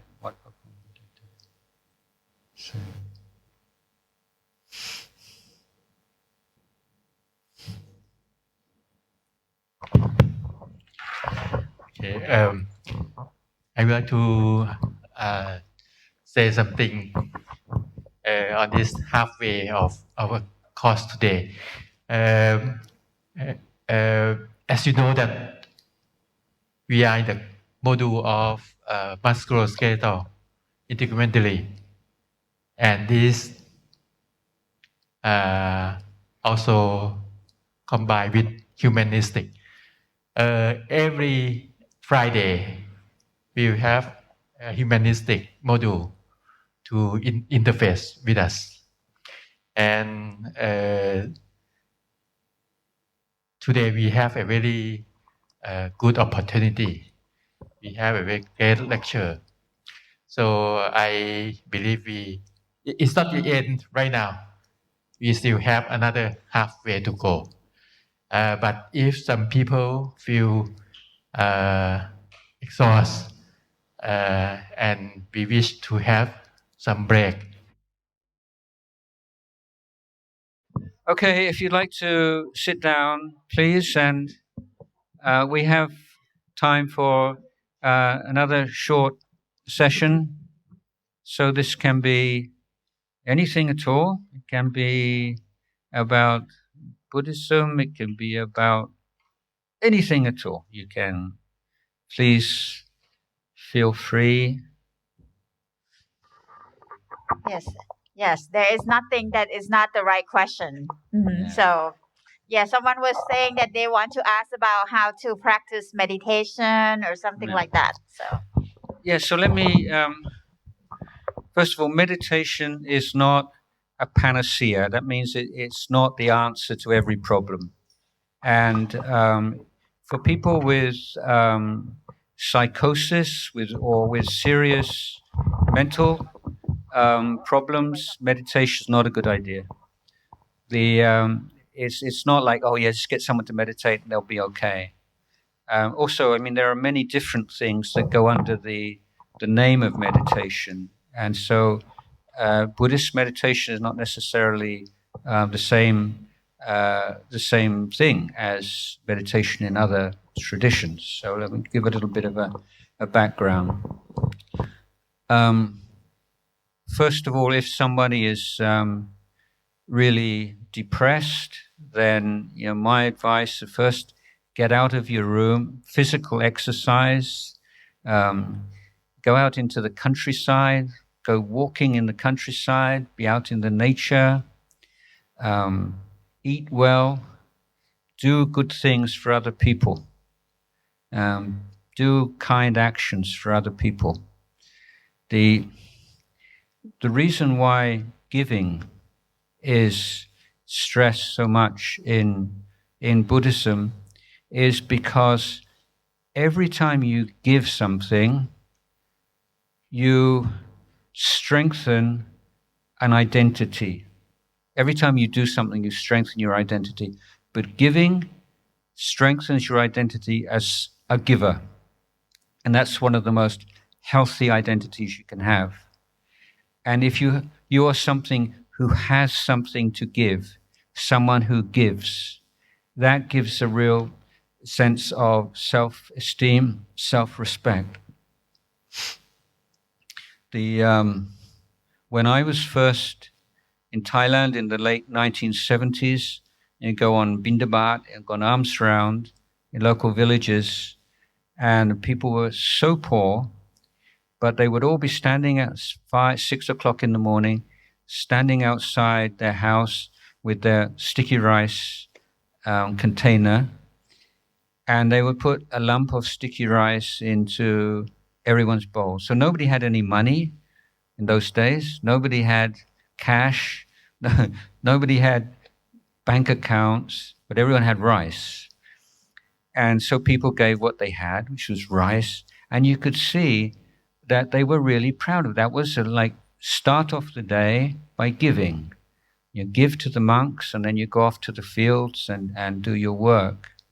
But you could see that they had no sense of shame or self-consciousness about being poor. They had enough, usually, for what they needed, but they identified themselves as givers, and they were people who supported the monks and supported the good things and the life of the monks. And giving is a most therapeutic activity. So if you have a friend or anyone who's feeling miserable, feeling down, take them somewhere, and it doesn't have to be a monastery. You don't have to give to monks. Go and treat go to the school for the blind or for disabled children. Go and treat elderly in a care home. Just give some, and that for one of the basic good practices for depression. Just shortly before I came to Thailand, I was already living in monastery then, and I went on alms round to the house of a woman. She had been the chairman or president of the UK Psychiatric Association or whatever. So she was one of the leading psychiatrists of her generation, lived in a big house in Hampstead in London. And she just recently retired. So I'm very interested in psychiatry and what she learned from her life, and especially being a Buddhist. And so I asked her, you've got any kind of lessons you learned from 40-something years as a psychiatrist?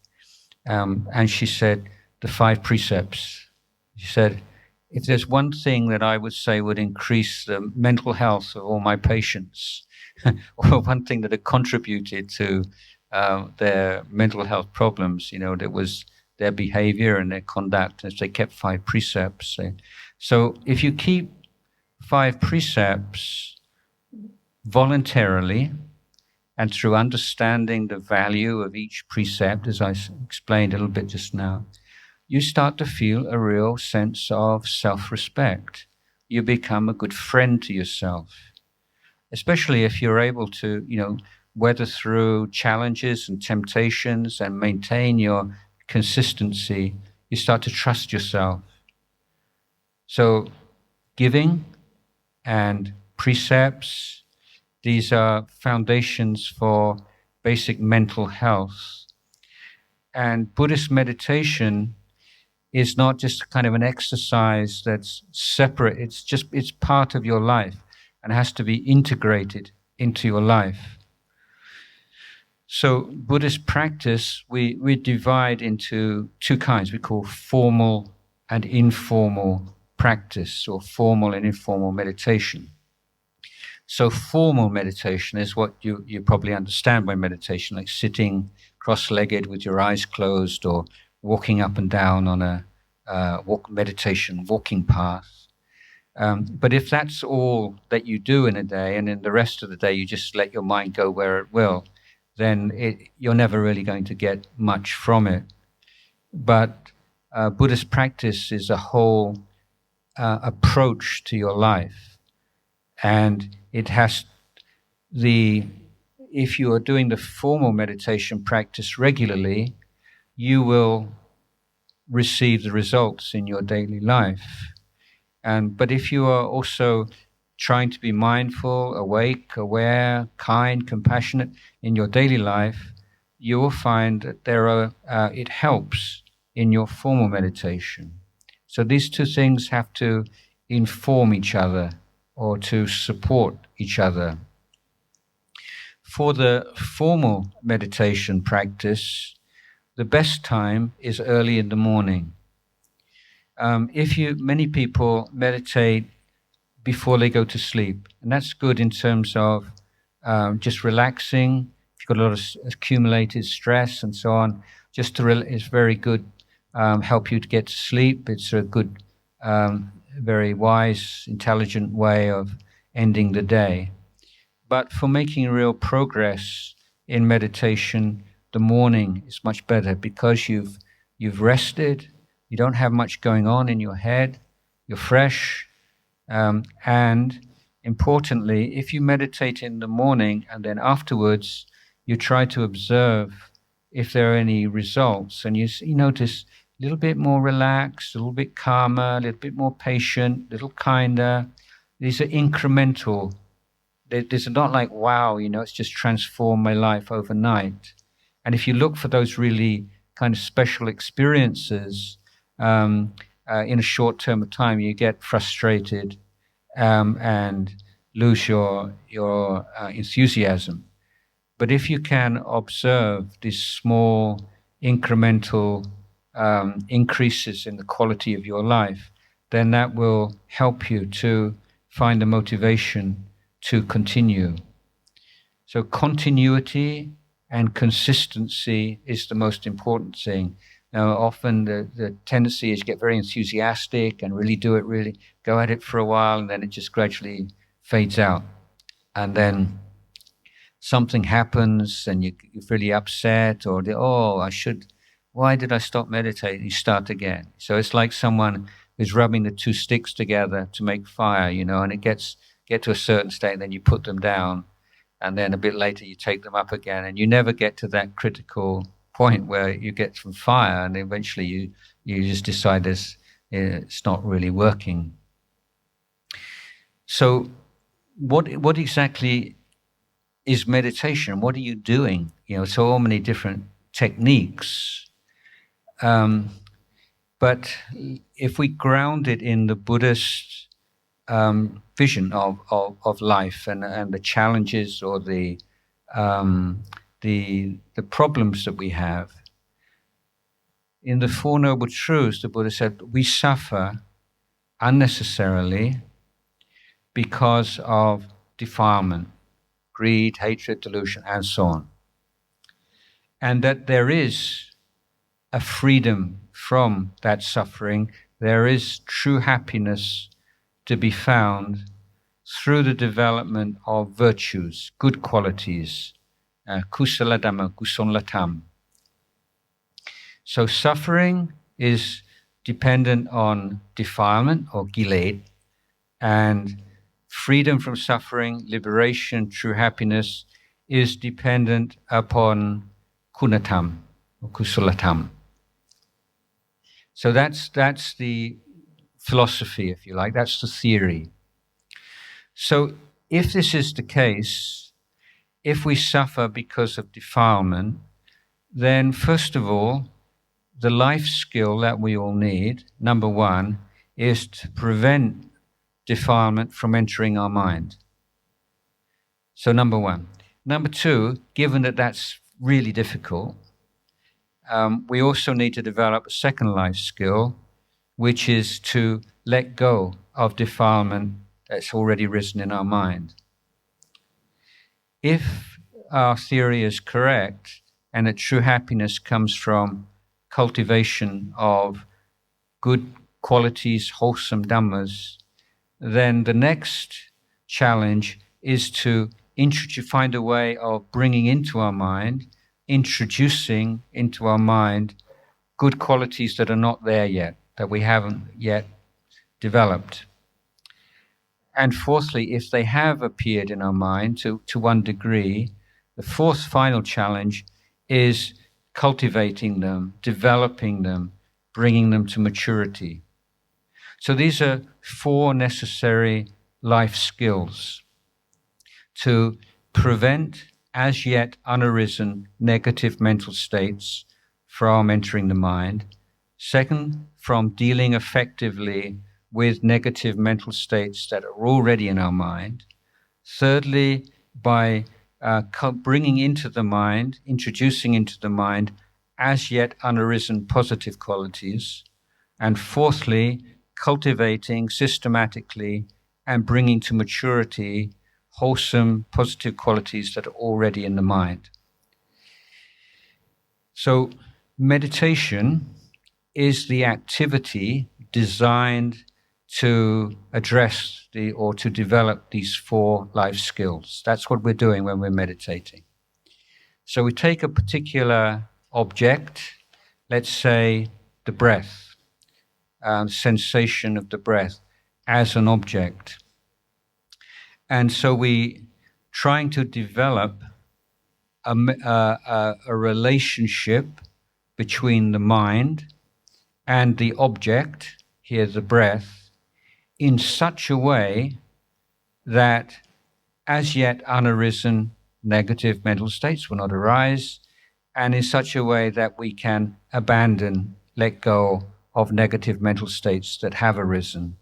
We want to cultivate a relationship with our meditation object in such a way that as yet unarisen positive mental states arise in the mind, and in such a way that we can further cultivate wholesome mental states, positive mental states that have arisen. So whether you're using the breath or a word or a mental image, whatever it might be, this is the underlying structure, what we're trying to do, the effort. So it's not a relaxation effort, it's a putting forth of well-directed, systematic effort and attention. So when we start to apply, well, how do we create this relationship?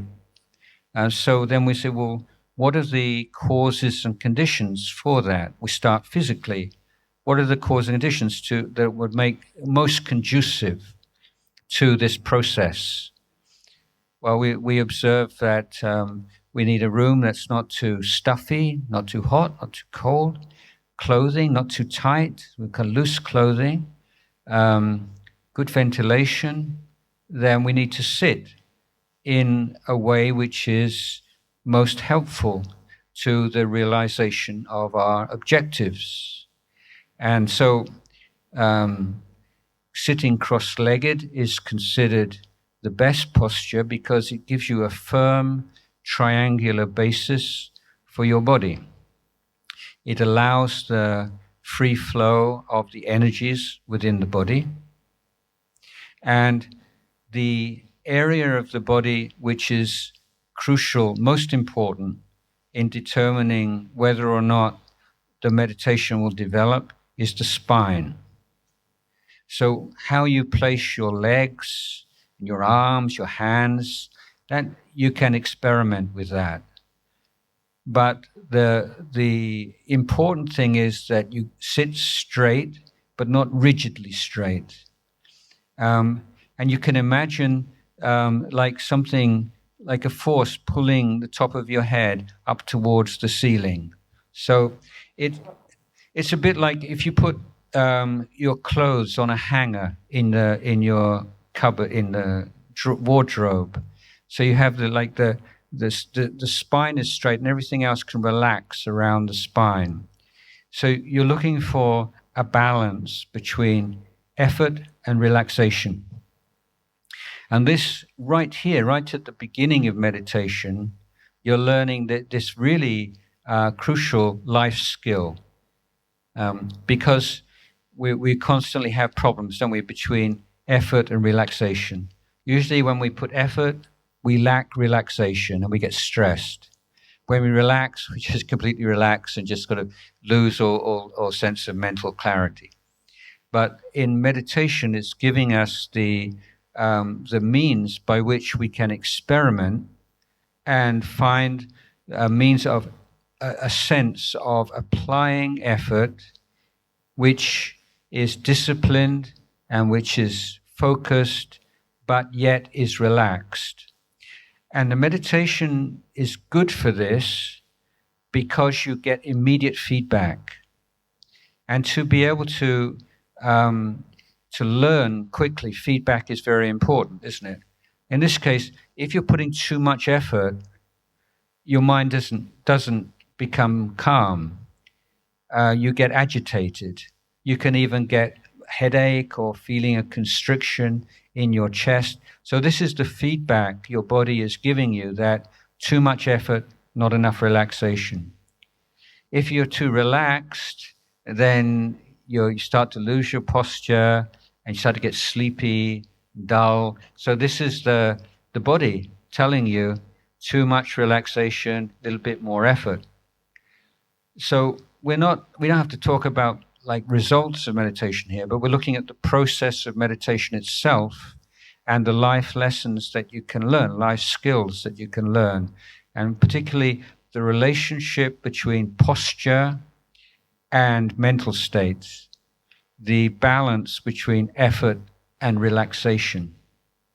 It's trial and error. No matter how many books you read, how many teachers you listen to, at the end of the day, you have to try this out and find out what works for you. The other important factor, I'm going to have to leave soon, I'll just wait, one or two things, is motivation. Now, whether it's studying here or anywhere, or meditate, we tend to think like motivation is something outside the process itself. But here it's integral. What you're learning is how to motivate yourself. And if you have a wrong motivation with meditation, then you won't develop correctly. So wrong motivation when you want to get something from meditation, you want some kind of special experience, you want be special in some kind of way. And so this is when motivation is a defilement. So you're actually using allowing the mind to be ruled by defilement in the effort to abandon defilement.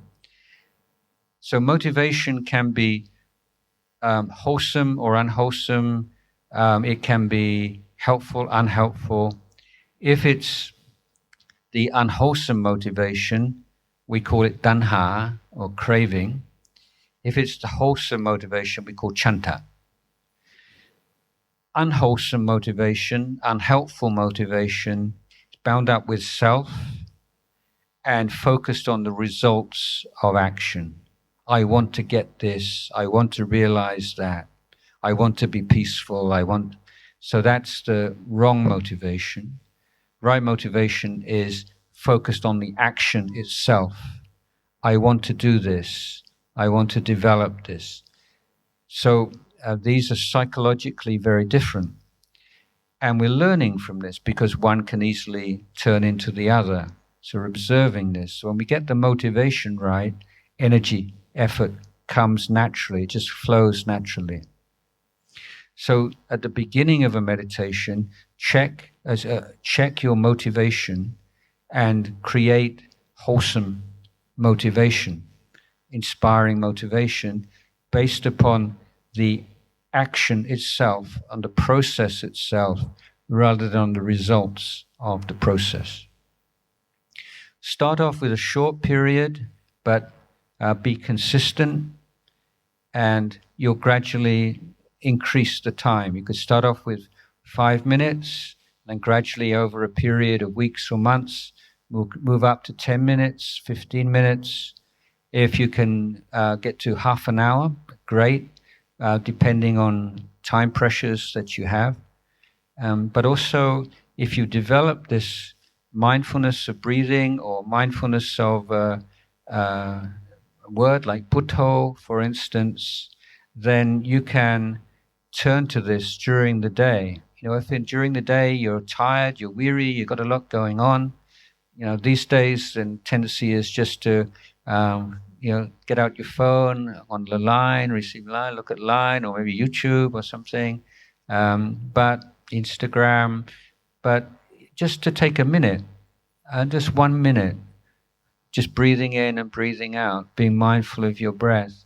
And it's very refreshing. It doesn't take a long time, it's just like a mini meditation, just to reboot or just to restart and make a fresh start again and again throughout the day.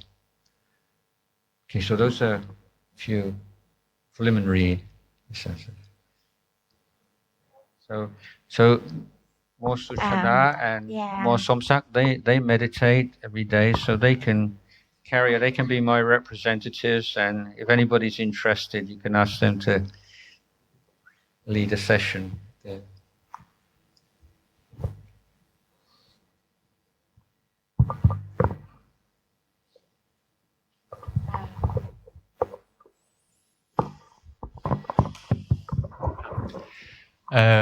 Anybody would like to ask พระอาจารย์ more?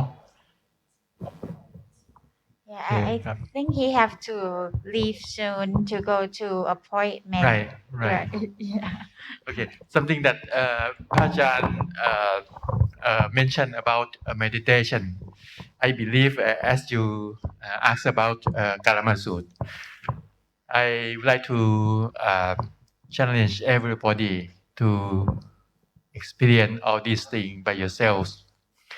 I just make the meditation last month at a special wat, and I found something new, and it's kind of the Paccattang Vetitapo Vidyuhiti. That means you know by yourself. So it's time. Okay. So I forgot. I got to go and visit Mosali. Right. Okay. So on behalf of